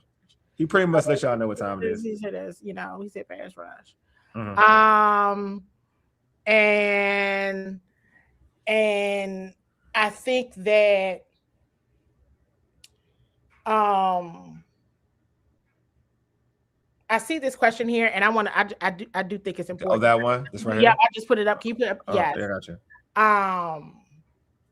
Will Harris was in response to Jeremy Chin going to sign with the Raiders. So I just want to make sure that narrative is clear. Okay. Yeah. So, because that is somebody that they lost in free agency. And when I say lost, I mean they you know what I mean? I know. I didn't want to go into that wasn't an expectation. They wanted him back. Yeah. And they wanted him back. Let me be very clear. Absolutely. Yes, they did. Yes, they absolutely did. And he signed with the Raiders. And then the Cowboy Harris. So because that narrative, I think that's important. Because of what Jeremy Chin brought, I do think that's important. But and you got to make a move, right? I mean, it's like, oh, Jeremy Chin, oh God, he's gone to the Raiders, and they signed Will Harris. So it wasn't that they did not want Jeremy. And I just want to make sure that that's clear.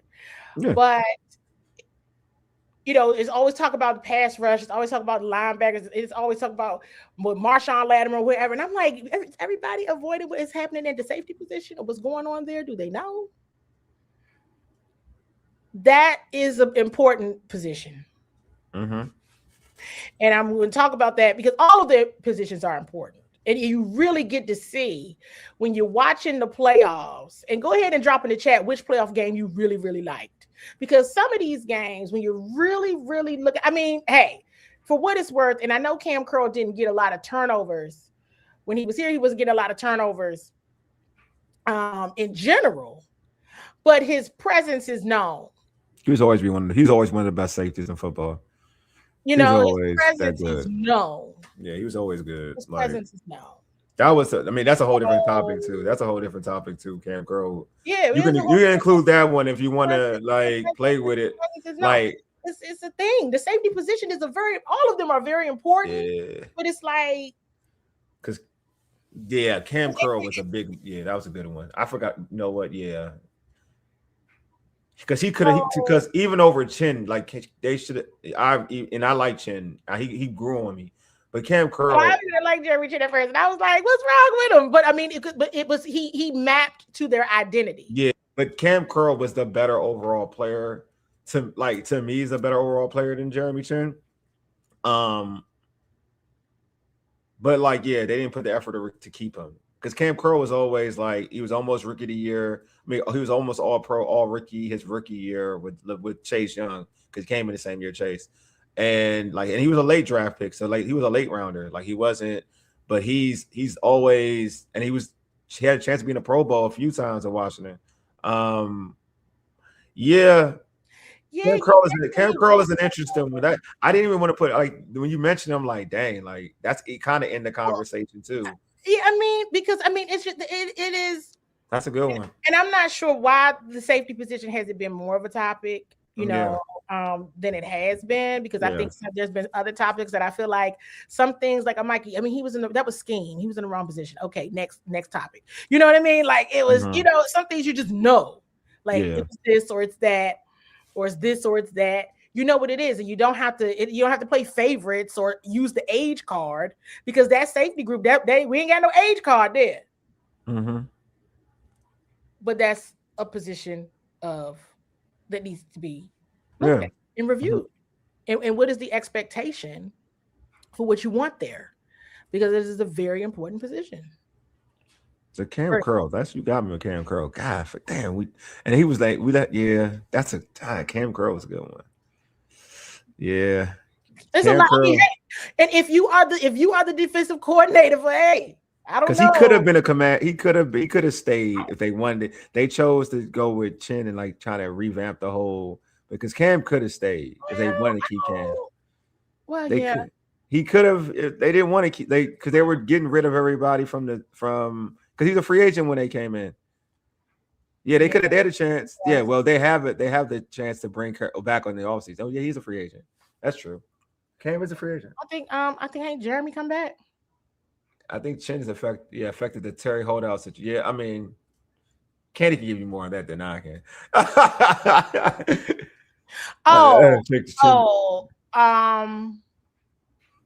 I think all I'll say is yes, Jeremy, Chin, and Terry do have the same agent.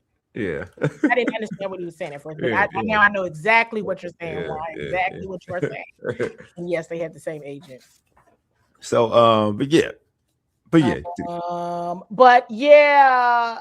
This will be interesting. This is an interesting off season. Interesting. Do you think Quan starts next year? Do you think he get a chance to be a starter next year? I mean, sure, he get a chance. You know, he could. Do you think they'll bring somebody into? Do you think they'll bring in somebody who can easily? I would say possibly. You know, because I feel like you bring somebody. Do you feel like will they bring somebody? No, you know what? Forget it. Are you gonna bring somebody to replace him basically as a starter via draft or free agency? I mean, this is okay. So this is why I brought the question up. This is what I'm saying. There's a lot that needs to happen at this position, everybody. Okay. Even Will Harris, is he a starter coming? That's what I'm saying. This is a topic. Yeah. The safety position is a topic because Caleb Downs. Caleb Downs starting if he come here. Like that's beautiful. But is that enough? Is it that? I mean, that's well, I will say this. Is it enough? I don't think so. Maybe it is. For you. I don't know. I think maybe it is because this is the thing. I'm gonna say this. This is very important for me when I say this. This is very important. Like I think this is what Washington. He's phenomenal. Let me be clear. I think he is phenomenal. Yeah. I want to. No. But I feel like this is the thing. This is important. This is whoever. Not like all right. To your point, there's no one man can beat a whole team. Period. Or one unit. So that's to that point. Yes, I'm totally agree with that statement. But what this team does need, and I'm going to always say this. I don't know whoever that is in this draft. Whoever they do draft, they need, and this is like it is, and they got some good solid, they got some pieces. Don't get me wrong. I do believe that like Trey Amos, Mikey, they good, they solid, they pieces. But you need a JD5 on the defense. Oh I don't know who JD5 is. You're going to need that guy on defense. I thought it was Mikey, and it still could be. Yeah. It still could be Mikey. It could be Trey. I don't know. Well, I don't think go ahead. Somebody that when he sounds off the alarm, you know what's going on. Or the alarm is just always sounded. It's always sounded. Well, and you look at it was just some things that was happening this year that I'm gonna be like, and they played in every game. What would life have been like if Mikey would have just been back outside like he should have been, you know what I mean? Like what could this have been? You know, these things matter. Or, you know, with Quan, with Frankie, with some of these people played every game. There were 3 players that they really, really needed to have excellent seasons. Yeah. And that's what I'm saying. You know, they needed those 3 to have excellent seasons. And it just didn't work out. And one of them you saw get less and less snaps as the year went on. And you like, oh my gosh, how did this level of regression happen? And so I just, it's not good. And that's what I'm trying to say. Like, you got some work to do on that side of the football. Warren Rich Jr. 1949 says, I think they will bring back Bobby. Why not? I mean, he's the only person who's tackling consistently. Yeah, Caleb Downs could be. I agree. I think Caleb Downs is. I feel like Caleb Downs is like an all-world. Like I think there's levels to elite talent. Like I mean, everybody knows I'm biased. I mean, I love Mikey. Everybody knows the edge rusher is that they get accepted. That or Baines is like that too. But like Mikey could be a really, really good player, but dominant player. Mikey can't be a dominant player, but Caleb Downs is a dominant player. Trey Amos, the jury's still out. I think Trey Amos could dominate the side. But we'll see what kind of corner he is. Like, is he a corner that can take stuff to the house? He's just a corner who's just covered his opponent thoroughly. there's levels to like, you know, corner being an elite corner. You But need a like, game record. yeah, game record. And that's up that. There you go. There you go. Who is the Commander's There you go. game record? There you go. That's the best way to say it. There's game records. Like you look at the Eagles, you already know Jalen Carter. The game records. Who's the other one? Jordan Davis. Mitchell, Quinyon Mitchell's a game record. All them dudes game record. Jordan Davis, you're right. They're all game records. Jalen Carter. It's game records. Yeah, they're all game records. You know what I mean? You got good players. You got to make some good players in there too. But who is going to be the game record? Who's going to be the Michael Parsons? I'm not saying they have to be like Michael Parsons. I'm talking about just the game record. Will Anderson is a game record. Yeah. And then everybody else just follows suit. Yeah. Right? I'm going to tell you who had a that Christian Gonzalez. Mm-hmm. I'm not a Christian Gonzalez fan though. But and so yes, game record. And that's the thing. Bain is like that. Ruben Bain is like that. T Rose, I know. Ruben is like that. Go ahead. Yeah, I'm sorry. You know, that's all I'm saying. Game record. That's I like that. No, you're right. And I do game record. Like somebody you like, oh dang. You know what I mean? You're just like, this man, he's just in a way. But it's still like a game record. Like we can talk about Micah in Dallas, but we can also talk about Micah in Green Bay, where it's like him being a game record then made a Rashawn Gary, you know, be who he is. I mean, because like you said, they were already good without Micah. Oh, Gary was good. Yeah, they was good, but it makes you better though. Oh man, exactly. It makes you better. A game record makes other people better on the field. Yeah, Sean, yeah. You know, somebody that's just a disruptor. They just in the way. They just come through and they just run right through your offensive line. Yeah. And I mean, you see glimpses of it. And to your point earlier, you probably saw more instances of potential game records year one than we did year two of this staff. But they don't have a consistent game record. You know, it's not somebody that when you're even preparing for the game or watching the game, you're like, okay, they gotta look out for that guy. No, they don't got that guy. For that guy. Don't got that guy. No, don't got that guy. I don't got that guy at all. But I want to like something my man Paul said. Like he said, JD5 equivalent would have to come from the front four or dominant linebacker. I do disagree with that. The only reason why I disagree with that statement because Ed Reed was a game record and he was a safety and he write games all the time. I mentioned, and these are people that Caleb Downs is compared to. You got Troy Polamalu, game record safety. Earl Thomas, game record safety. These are dudes this man's compared to. So that's a game record. Like regardless of the position. Sometimes when you that dude from that position and you're that high for a reason. You're now in the level of the guys that I'm talking about. Those dudes aren't just regular safeties. Those are special safeties. You're a game record. If you play that well, you're a game record. So that's why I only disagree with my man Paul. There's levels to it. What did he say? I don't think he said that. Paul said it was here. I put it. He said the JD equivalent would have to come from the front four or dominant linebacker. And I'm like, that's not totally true because there's examples of when you're that high level of a player like a safety, you could be a game record and control a game. Because we saw it, like I said, Troy Polamalu used to control the game. Like he controlled the game in Pittsburgh as a safety. Like he was a problem. Ed Reed controlled the game as a safety. He was a problem. So this is why I'm like, can we please talk about the safety position? Because we have seen historically Sean Taylor right game. Sean Taylor right game. So yeah. Game record. Yeah, exactly. Like, what you gonna do? You know what I mean? What are you gonna do? Yes, you need somebody but when we're naming these game records, we done named somebody who's had it on a defensive line. On their game record was on the defensive line. But their game record was at linebacker. Their game record was at safety. Yeah. It's normally one of those positions. Right, when you say like the game record, you know what I mean? Because you can play, especially with a safety, you can play a safety in too many other positions. You can play them like a linebacker, or keep him as a true safety.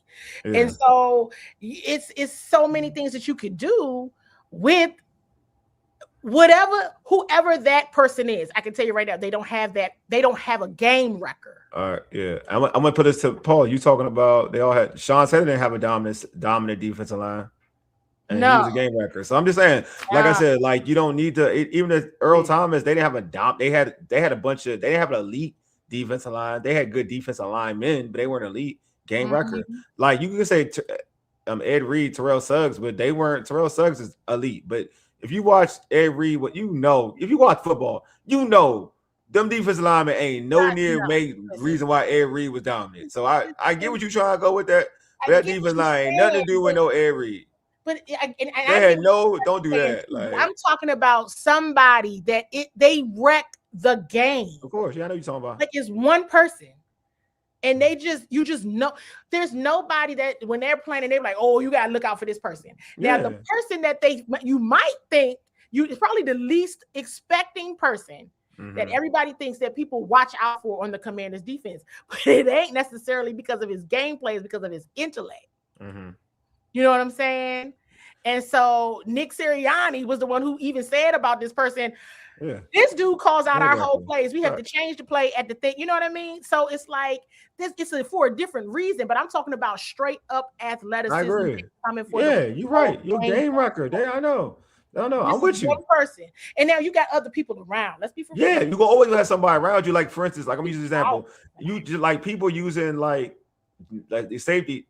Listen to what Ray Lewis would always tell you. The reason why he made his life easier because he had big fat Tony Siragusa and the other dude out. Rest in peace, Tony Siragusa. But yeah, Tony Siragusa and the other, I think Adams as like D tackles to take space from him. Everybody's gonna have somebody around and make their lives easier. So like no, like when you're a game record, it don't matter. When you're a game record, you can have a game record. Yeah.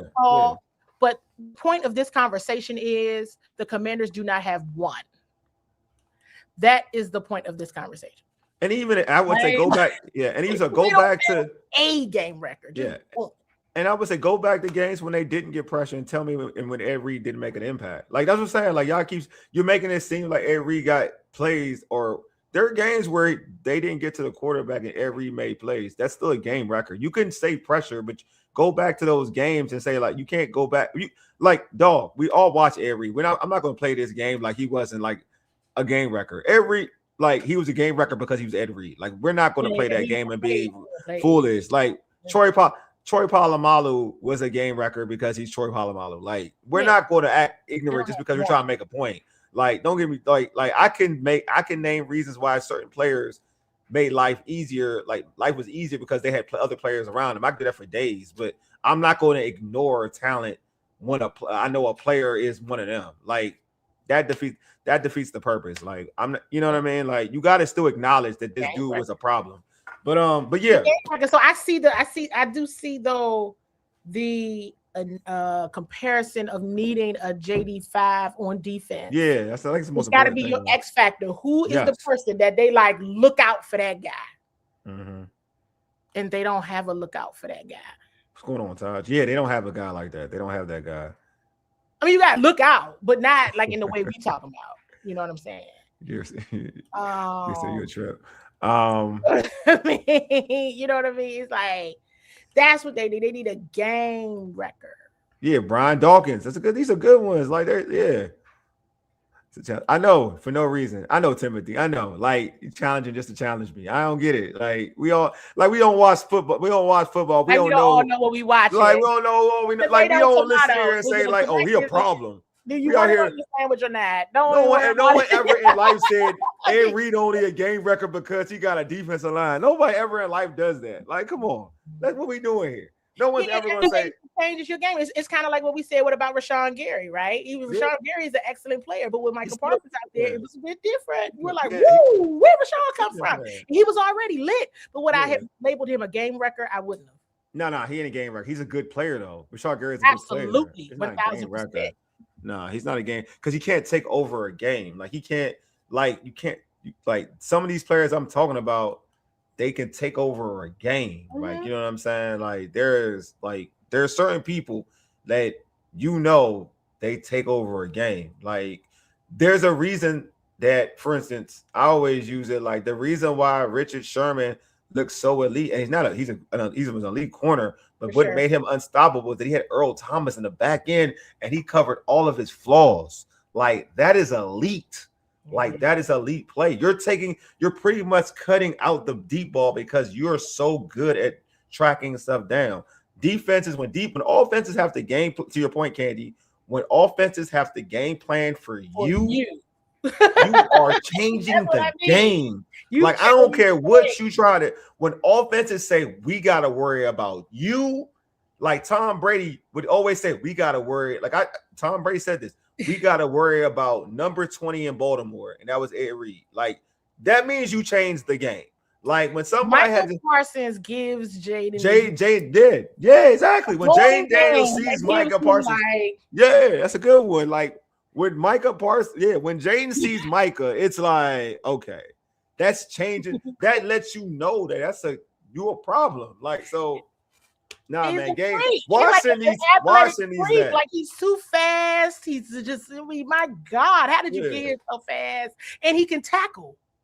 Chris Jones is a game wrecker. Exactly, he is. Yes. Chris Jones with the Kansas City is a game wrecker. Yeah, because you gotta focus on a particular player, and you focus on that player, and that player still does damage. Yeah, it is what it is, man. It is what it is. You know what I'm saying? Yeah. Yeah, no, you got they need a game record. Oh yeah, she was free. Yeah, Sanders, there were problems. Had to worry about. That's the only two they had to worry about for the coach was on their those two on defense was it because that defense was not good. And I know he's one of the OGs. Mm-hmm. But I was listening to. Did you see that interview with Shannon Sharp and John Elway? And he said that the most talented player he's ever drafted was Von Miller. Yeah, I mean it's facts. So I told Vaughn about that. But they were talking about Super Bowl. Yeah. And they were like, Vaughn was incredible. Like Vaughn's crazy. He was crazy that run. He was a game like he just Aaron Donald. That's a different level of game racking too. That's what I'm saying. Like, but they were like Vaughn, it's just like he was like a madman. Vaughn was incredible. Mm-hmm. You know, the whole Super Bowl run. They need a game record. Oh, they do. The game record, and everybody else becomes who will be the Commanders' game record. We gonna play that game for who will be the designated game record. You know, that just helps. Then it just boils over for everybody else. Like I said, Will Anderson, I would kind of give him that. Oh, he a game record. No, he a big game record. Will Anderson a big game record. Anderson is a game record. He a big game record. Then it just transcends. That's your Jaden. You know what I'm saying? I think that's what me. With Jaden is we need that factor. Jaden's a game record. Jaden's a game record, and you need somebody like Jaden on the defensive side of football where that the defense could be like, okay, we got him. We just got to fall in line. Like, that's what you need. You need somebody where sometimes you just like, look. And that daggone Eagles, they got several game records. Yeah, you got to have an alpha on that side that's about that life, and it's all about that work. Game records, and I think that the 49ers just outsmarted them on a couple plays, and that's how they got that game. I'm glad they did, but I'm just saying, still game record applies. Jalen Carter, Jordan Davis, Kenyon. I know, I mean, I would call not this season, I think, because he had injuries, but Pastor Tane was something like a game record. No. He's a big time game record. He changes the game. No, definitely. He changes the game because he takes away one side. He takes away one side. He changes how you game plan. And people feed off of him. Oh, this is good. Steven has a question. Says what? That was my next question to you both. Who is our next game record? No, the next game. I'm not gonna lie to you. It's in the draft. That's who their game record is in. Their game record is in the draft. And they do it correctly. They get in the game record. They're in a position to draft, in my opinion, and that's a whole different show. They're in a position. They're in a position in the draft where there's about 5 layers defensively, not offensively. But they can get it. This year though, right? They can. I mean, I think that's the only silver lining in this. Like, you could get an opportunity here. You got an opportunity here. Yeah, I mean, there is a game record on offense too, but that's a whole different. At running back, that's a game record too. But they're in a situation, the space where, I mean, you know me, I'm all about getting the best player available. So there is they can get a game record regardless of what. There's one offensive game record in my opinion, one offensive game record, and there's the rest, and where they're slotted at. There's about 4 defensive players who can wreck the game for you at 7. There's that, like, offensively, I'm not gonna lie to you. I'm gonna put this out. Like look. If I'm gonna tell y'all as Commander fans, I know people be mad. We'll be mad, but even though I know they need an edge rusher in the worst way, like they need an edge rusher to me in the worst way, I would not be mad.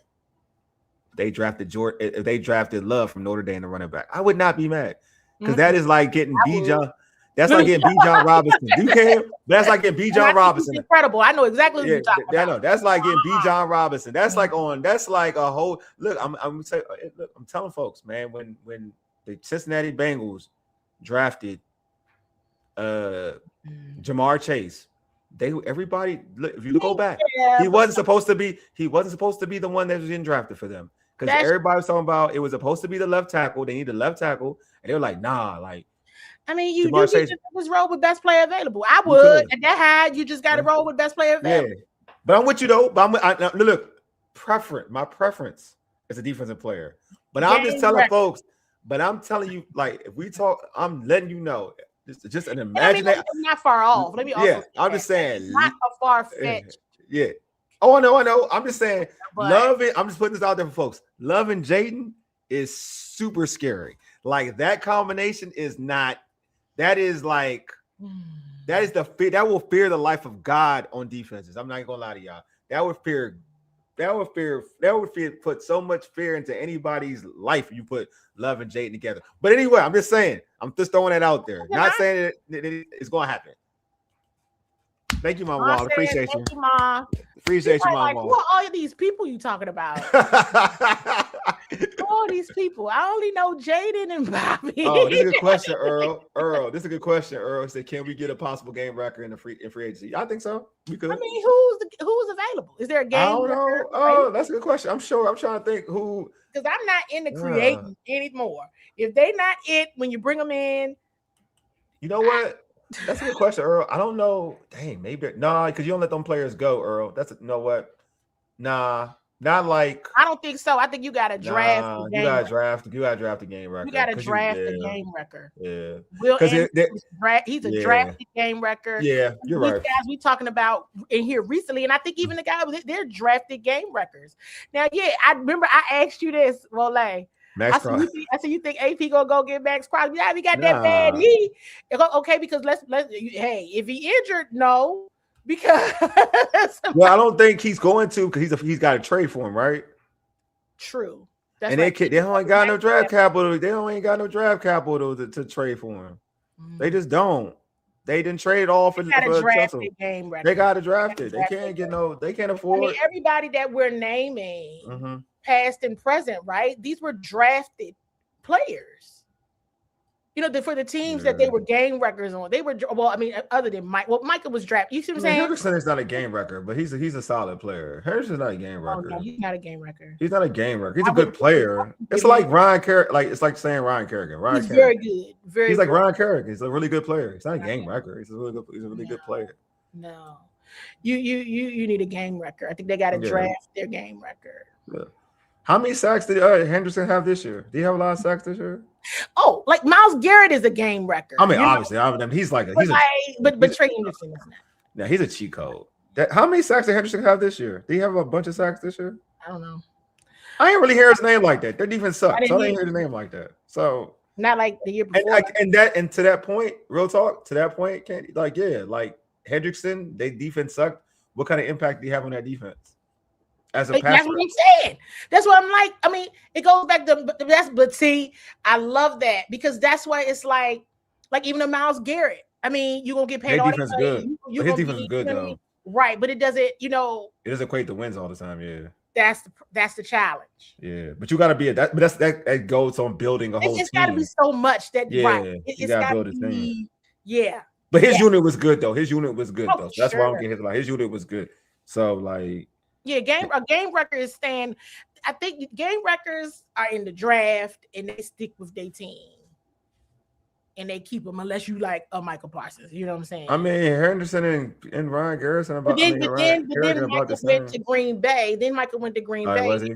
and then he was still wrecking games. He was still a game wrecker in Green You Bay. said Trey Amos. I don't know, man. We gotta see. I think Trey Amos is like a. I think Trey Amos is gonna be elite. I think he could be elite though. He can't be elite. Listen, I think that when they have the game wrecker, yeah, you're gonna see it. He'll be so much better. He's gonna be so much better. Jaden. It's the Jaden. I agree. Now I think from an intellect perspective, yeah, okay, sure, but I'm like game record, X factor.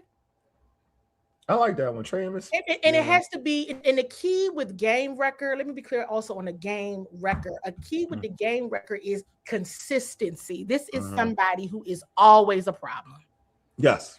Even when he's not even trying to be a problem, he's just a problem because that's just him. There you go. Yeah, I think it's just George. You're getting game record confused of what it is. Like game records are unique. Yes, you have to draft them, but do you believe that a good DC can create a manufacture chaos? I so just want you got to get them. Like I do think this is the thing. I do like that one. So you can. It's just that you gotta have not a good OC because you're using the term good OC is different. You gotta be a great OC just to be able to do that. Like not good. Good is like whatever. You gotta be elite to be able to manufacture pressure and still have a top end defense without having extreme, like have the game record. Like for a while, yeah, because like Brian Flores, you can make the argument that he doesn't have a total game record in Minnesota, but those guys typically would. Yeah, but those guys, right? Some teams don't have. Yeah. They have great play callers. Yes, that exactly. Maximize who they have. So that Yeah. Now I love this, Wole, because see, there could be an argument made for exactly that. Good point, game record, right? You don't need a game record. You just need somebody who can effectively call his team. True. With who you have. Yeah. No, I totally agree. I think you need a game record, to your point, and somebody that can call plays to help elevate. It's just like Jaden, like you just said. Yeah. But I think the argument can be because I love that example you gave with Brian Flores in Minnesota's defense because they're very good. They're solid. Yeah. I'm gonna say, George, this is a false statement. You should go back to the stats. He had a 13 and a half sack season. He has some 13 seasons. You gotta go back. He's talking about Ryan Kerrigan. George, this is a false statement. You gotta go back. So Ryan Kerrigan wasn't no. He had 13. But I wouldn't call him a game record. But he was. He not. He had a 13 and a half season. He had 13 and a half sack season.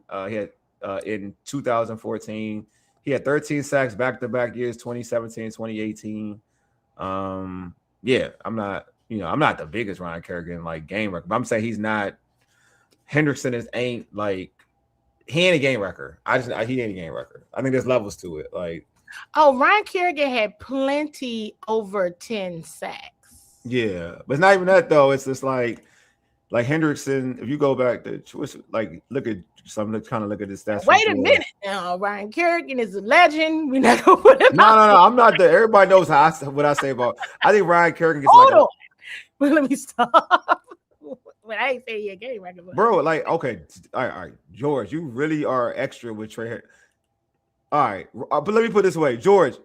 As much as I get on Ryan Kerrigan for some of his sacks, Trey Henderson only had 3 great years, dog. That's it. So in totality, yeah, I'm right. He's not elite. I'm not even doing this conversation. He's not elite. Trey Henderson has 4 years. I'm sorry, that's a false statement. 4 years of quality sack years. I'll give you the year with 8, but he's had years where he didn't do anything. Who? Trey Henderson had years where he didn't do anything. Oh, right. Mm-hmm. Yeah, he's not a he's not a game record. Let me be clear. I'm a Trey Hendrickson advocate. Yeah, he's been good of late though. He's been good of late. He's had a fountain of youth moment. He's been good of late, but he's not a game record. He's a quality player. That's why he's a good player, but he's okay. He's good. He's good. He's really, really good. But he's not a game record. I'm not breaking the bank personally. I'm not breaking. I'd rather get Baines out of college or Bailey out of Texas Tech than get Trey Henderson personally. That's me. That's me though. I don't look at it. I'm sorry. I'm laughing about something I'm thinking about. It was a press conference and somebody. Yeah, he did. Brian Racco did. It was like, what makes Michael Parsons such a game wrecker? Jada was like, because he wrecks the game. Oh, for real? Yeah, but I mean, yeah. It's still so funny to me because it's like that is a real thing. Yeah. Somebody like wrecking the game. Like, no, real talk. It's like it is. Like it is it's definitely a thing. It's like he wrecks games. Like seriously. No, he hasn't. Paul, I'm not Paul. Like I definitely agree with you. I'm just saying that those are like those 2 years. He came out. Those 2 years, he had really good years. But he's not a consistent killer. Like he's not a consistent killer. Like he had 2 great years. Yeah, he's not consistent. Like he had 2 great. He had 2 great years. Brandon Coleman had him held down. Okay, so I'm like, I can't give him game record. I can't give him game record. I mean, he's great. And like I'm a Trey Hendrickson advocate, but Brandon Coleman. I'm just saying, like his body of work as for like in the totality of his career, it's not like he came into the game thorough. Like that's what I'm saying. Like Ryan Kerrigan, as much as I'm not a big Ryan Kerrigan fan, if you're talking about consistency year in and year out to what Candy's talking about years to get like 10 sacks, 9 sacks, like it's far. Like if you're telling me in a 2-year span, his 2 years have been better than any Ryan Kerrigan years, definitely, I agree. But if you're telling me like in totality, nah, I'm not gonna do that. No, I wouldn't give him that either. Yeah. You know what I'm saying? I wouldn't do all that. In totality, nah. He said, "Now I do agree." All right.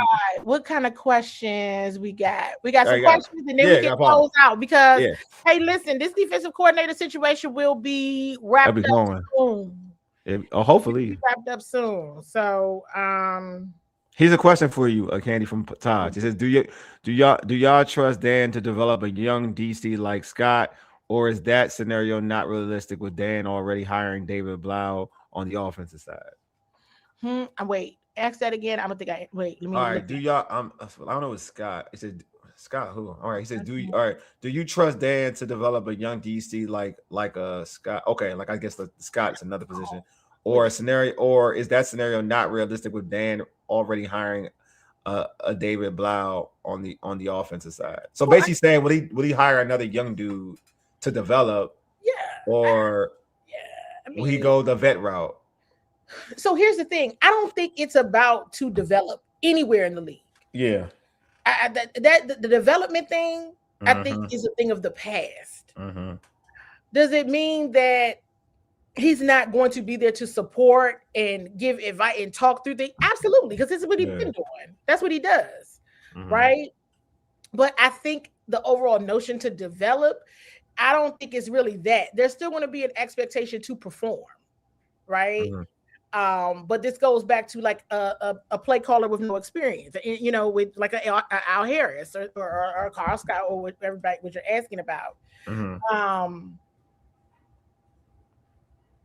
I just, whoever it is has to perform.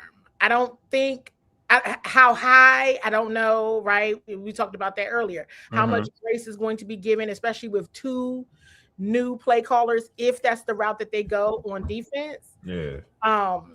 But also remember, Coach Quinn did say he wanted to bring in a defensive coordinator, but he definitely said he would be open to still having a hand in it. That's what I'm saying. That's why I think that's a clue. That's a clue.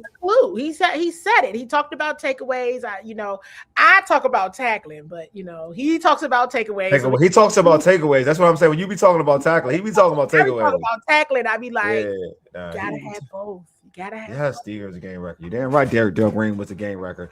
But but takeaways, okay. But people not tackling, and so but no, he mentions it like he's obsessed with takeaways. That's why I gotta learn from you. You've been telling me like use your clues, and to me, like there's like that's why Al Harris clicks all the boxes because it's he does. If you want to keep the relationship, like to your point, what you just said, like he wouldn't mind still having his hand in defense. Who he's worked with Al Harris before. You talking about turnovers. That's a guy who knows in all of the places he's been, Al Harris turnovers. His energy. You know what I'm saying, I don't know some of the others, right? Yeah. But just from, and I'm just familiar with Al Harris because he was on Dallas' staff. Yeah. But I think about Coach Blau's energy. I think about Al Harris's energy. I'm thinking about DQ's energy and what practices would be like. Just the trying to outsmart the other, because a lot of this stuff, I mean, you got to get that work in practice. You got to get all of that. You know what I mean? And so he would bring a whole different level of energy for sure. Because but it goes back to X's and O's goons. Yeah. X's and O's goons. So who's going to bring that out? Who's going to bring that out? I think Al Harris is a just fine candidate. I think some of these are just fine. I think they're just fine. Yeah.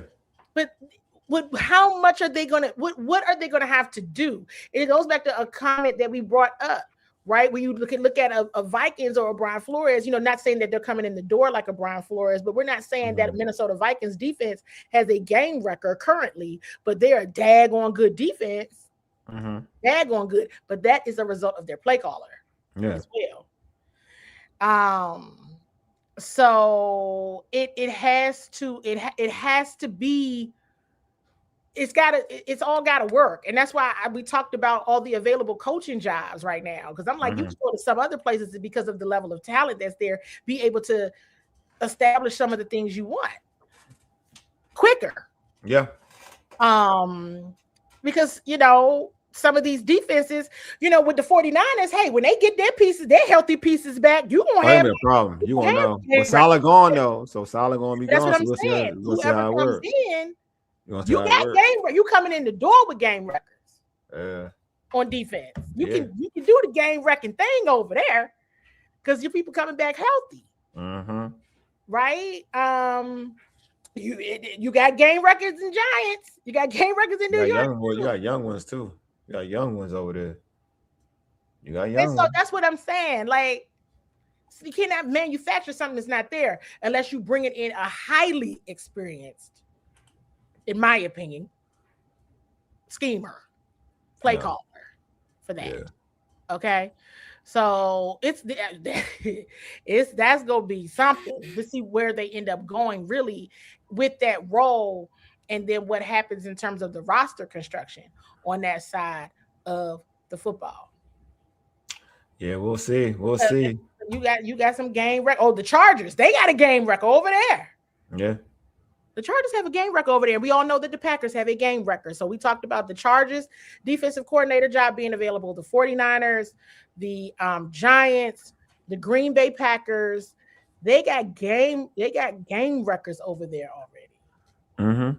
That somebody will have the privilege of walking into. And so this will be very, very, very, very interesting because you got to have both. You got to have both. But a game record, you don't have to create a game record. They just are. Yes, agree with that. And which they do need. They just are. And it's going to elevate everybody else, which is fantastic. But they hey, you need somebody that's just, you need JD5 on the other side. That's what it is. You need JD5 on the other side. And then there's, like we said, there's some teams that's got more than one, and we just named it. So this is going to be interesting. And I don't know. And it seems like there's like frustration. Why don't we know who the defensive coordinator? You want them to get this right, don't you? Don't rush this decision. No, do not rush this decision. This is very important. And not saying that offensive coordinator was not, but you had somebody. Just a little different. Because the defense was just that bad. And they haven't been good in the last 2 years, but at least, like you said, in the first season of this regime, at least you had, you saw some sparks. Yeah. Saw some sparks, but you didn't see any sparks. Not here. Not this season. Not this season at all. But I think we're ready to wrap it up. I think you did I think we appreciate everybody for pulling up, man. You guys are dope, On a man. Friday night. What I tell you, everybody stole in. Everybody go grocery shopping? Did everybody already be snowed in? Man, screw them some grocery stores, man. Y'all, I ain't gonna lie to y'all. Some of y'all, I do got a vent. Y'all, I got food, but y'all, like, I have food. I went to the grocery store just to pick something up, like something real small, and I thought I was gonna be able to get like something real chill, real quick. I'm good. I'm gooch with my stuff, but I'm like, some of y'all OC. I ain't gonna hold you. Like, y'all, when y'all go to the grocery store, y'all don't just like get what you need, not what just don't be just being excessive just to be excessive. Like some of y'all, some of the stuff that y'all like killed in the grocery store, terrible. Y'all are terrible, man. Like y'all don't even eat all of that. Exactly. Y'all don't eat all that stuff, man. Like y'all acting like y'all gonna be stuck in for like a whole freaking month. Like y'all need to stop. Like really, stop. I need all of it to be wrapped up by Wednesday. Yeah, like it'll probably be wrapped. Like you'll be able to drive around by Wednesday. Like you just gotta drive carefully. Like you may not be able to work, but you can get down the street to your grocery store. Like not some of y'all live like down the street from the grocery store. Y'all be okay. Like y'all doing way too much. That's all I'm gonna say. You're doing way too much. Yeah, it's been wild. Yeah, like acting like we about to Armageddon. Like for real. I know for real. Like, for real, straight Bahamas. I'm serious. Like it's some weird stuff. Like, I was just about to say, can really quick, and then we're gonna wrap this up. Seriously, go ahead. Drop in the chat where you all are watching from. I always wonder, like, where are people? Like, where are you watching from? Like from home or like on the phone? How much snow are you all supposed to get? Like, where you are you supposed to get straight ice? Because I'm just, what area? You talking what area they from? Yeah, what area? Like, where are they from? Like, where are you watching from? Like right now? And how much snow are you supposed to get, if any? Oh, that's a good question. Because in Georgia and Florida, they're not getting no snow in Florida. Oh, Durham. Oh, my man in Durham. Well, how much snow are you supposed to get in Durham? Or is it how much are you getting in Durham? That's a good question. I'm just curious. I'm curious. Oh, Brandywine. Oh yeah, you need a passport. You live at you need a passport, Todd. No, apparently the weather app is the weather app normally like wrong or something. I thought the weather app be right. No, I don't use that weather app, man. I think trash. Like they it's supposed to be supposed to be getting 5. Yeah, it's trash. I be using I go on sites on sites. We supposed to be getting like 5 inches if you in this area. Oh yeah. Wardorf, oh man, Santiago, you gonna need a passport. My God, it's a passport. Yeah, because the weather app says you Charles County, Santiago. Oh my God, passport, Lord. We got Cincinnati. Ooh, we over here talking about Trey Henderson. Don't tell on him. He a Redskin Commanders fan. He good. Like 10 to 15 inches. Oh. Jesus Christ. Richmond, Virginia. Oh, Richmond.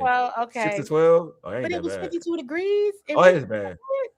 But it was 52 degrees today. What? The weather app be off. I know it was trash off like our field goal. So what am I not supposed to use? I mean, you gotta go into the Weather Channel. Like go to Weather Channel. Go Google weather in the DMV, and they'll give you the right stuff. That weather it'd be trash. They don't even want to tell you how many inches you're supposed to get. It started off like 18 inches, and then all of a sudden that ain't wasn't a thing. Oh, he been in DC from okay. Okay, you just got this. Okay, you just okay. Got you. I got folks who from the Cincinnati area. Like the folks I'm cool with, like are from the Cincinnati area. Heard it's like that over there. That's what's up.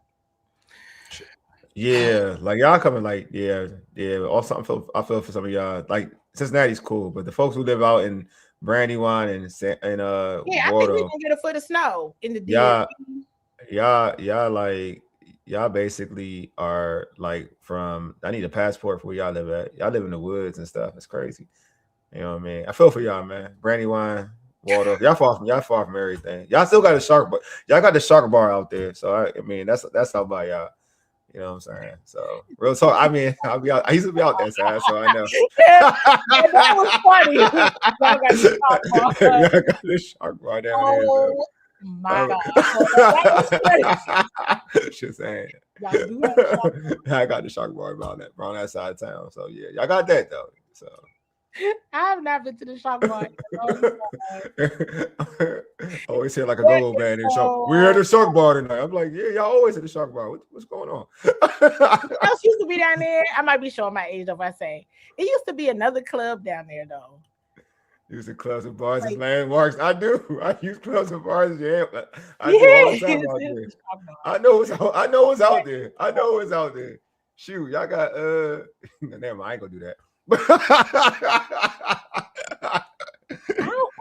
I mean, I go through there, obviously. Oh, but, Brandywine. Y'all got Brandywine. I mean, I don't have to, but I'm just saying, like, I do. Oh, I was about to say Icon. Yeah, Icon. Yeah, Icon out there. Icon. Yeah. Look at you. That was when I was first going out. Yeah, it's terrible, man. Look, man, U Street or like U Street. Well, like I don't be on real talk. I don't do the U Street stuff. I don't do the U Street stuff because U Street that's too much work. I like the park. You still go up U Street? No, I don't be in U Street no more. I never really liked. I mean, I did every once in a while. I didn't even like U Street when I was younger. I don't talk bad about U Street. I used to be on U Street. Yeah, I ain't even like it like that when I was younger. I was like, I had to find parking. Adams Morgan, is that still a thing?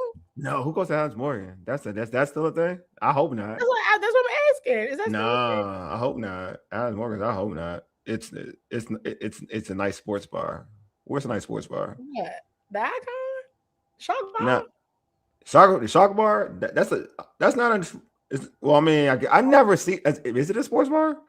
It's always like not. Hey, chill out. Not the Hanger Club. I'm not going to joke, but I ain't going to fry you on that one. I'm not going to post that one. I'm not going to even post that one. It is a Friday night. Paul, I'm not going to even post the Hanger Club. It is a Friday night, and here we are doing a show on the Commanders because that's what we do. And talking about clubs. Like, what's happening? What is out there? My man said, like, what's happening? What are you mentioning stuff like that for? Yeah, you ain't slick. I ain't mentioning that, Paul. You ain't slick. Gotta be silly. Yeah, Adams Morgan is for the young college kids from Utah. A lot of stuff. I had to be downtown today, and I feel like every time I ride downtown, I'm like, it's everything changes. It's not the same. Oh my gosh! But no, most of the stuff is like most of the people hang out at is like more of like the Connecticut side or something like that or whatever. So it's not like, but that's more of like, places like for like grown stuff. So I don't even do city stuff because I hate parking. So it's a whole different beast. I don't do city stuff no more. New Hampshire Avenue. I parked in a good spot. Yeah, exactly. That's what I'm saying. Like folks, you got to find it. It's a hustle. It's the hassle. You got to find it. I'm all about finding a good old garage so I don't have to like be all pressed and whatever. So. And the stadium will be right back there. Yeah. Going on. I don't even where these people would go, but it's not the ass guy. Hey, no, we're gonna end this. We're gonna end this. Hey, I'm like the ass. I ain't messing with y'all, man. We out, man. Hey, we out, man. I'm talking about where I do remember, but we'll do that a whole nother show. You guys, thank you for hanging out with us on a Friday night. Make sure you all stay safe and warm and all that good stuff. Eat all your food too, man. Look, I'm sure the defensive coordinator will be established at some point here in the near future. And we'll be discussing that as well. I do got one comment for you. Yeah, I know about that. I don't know about that. I know piano keys. I know that they actually sell like suya African food out there too. It's like a go-go piano keys. I've not been there. It's like a go-go bands perform over there too. Like what band? Black Alley performs over there. Piano keys. My sisters and my friends, they go to my best friends, my sisters, they go to piano keys. Yeah, I mean I've been there like once. And I was like never, but then I was like, where is it? It's over there by the, but it's over there. It's over there. It's on that side. It's like Brandywine and all, like it's up that side. By the movie theater?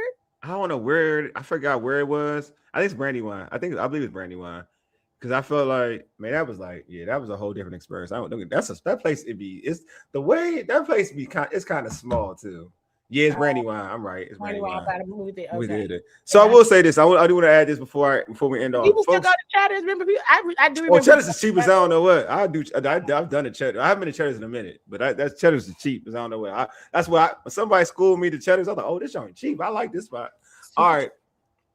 So I will say this to some of y'all, man. Some of y'all folks who like married or whatnot. And whatever, be careful during this time right now, man. And you locked in. Y'all about to have other kids. Y'all about to have kids. I already know how some of y'all are. Like when it's snowmageddon and y'all trapped, Y'all, some of y'all ain't trying to have kids. Y'all about to have some kids. So I can already tell you what time it is. So when we gonna expect baby shower? Yes, baby showers. Like you got do it now. On this stream ends up having this weekend. 9 months from now. I invite. Yeah, look, 9 months from now. It is January 23rd. 9 months from now.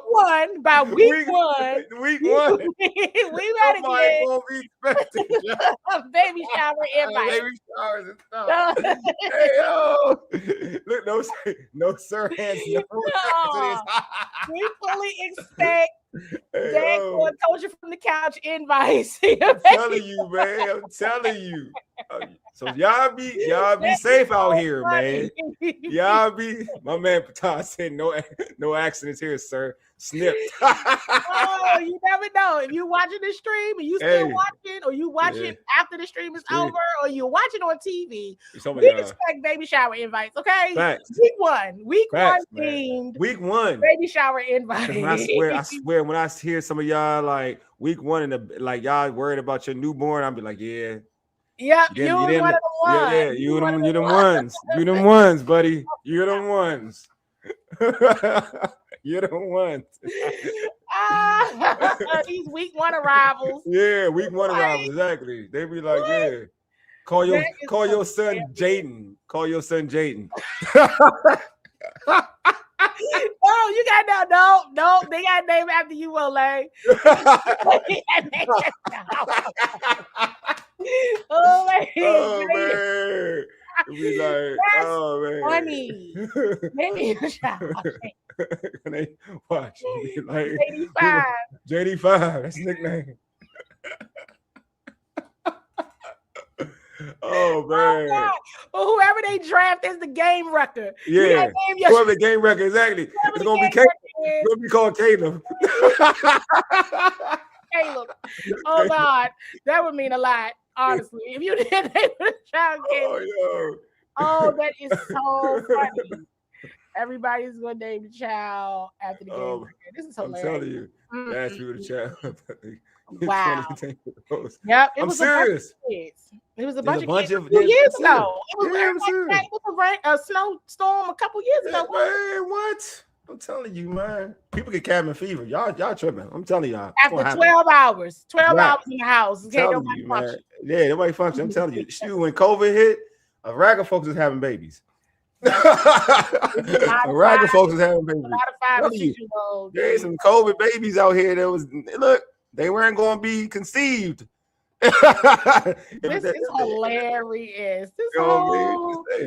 This whole conversation. Name my grandson Caleb. I'm telling you, name my grandson Caleb. I'm telling you, like, it's name him after the game record or Jaden. That's it. Look, the Blizzard 1996. What? I'm sure it was. I was in like what grade was I in? I was like in the freaking. Then was I a freshman at Rose? I think I may have been a freshman at Rose. Did you went to Roosevelt? You went to Rose. Did I know that? Eleanor Roosevelt? Yeah. I'm a Greenbelt kid. Yeah, I'm Eleanor Roosevelt. I don't think I knew you went to Roosevelt. Yeah, I went to Rose, man. I know. Georgia County kids on here. Yeah, exactly. You know what I'm saying? Shoot, let's go. All right, let's close it out. I'm supposed to go to the gym. You were supposed to go to the gym. Yeah, I got to eat first. It's all good, y'all. All right, y'all. Y'all have a good night. See y'all. Bye.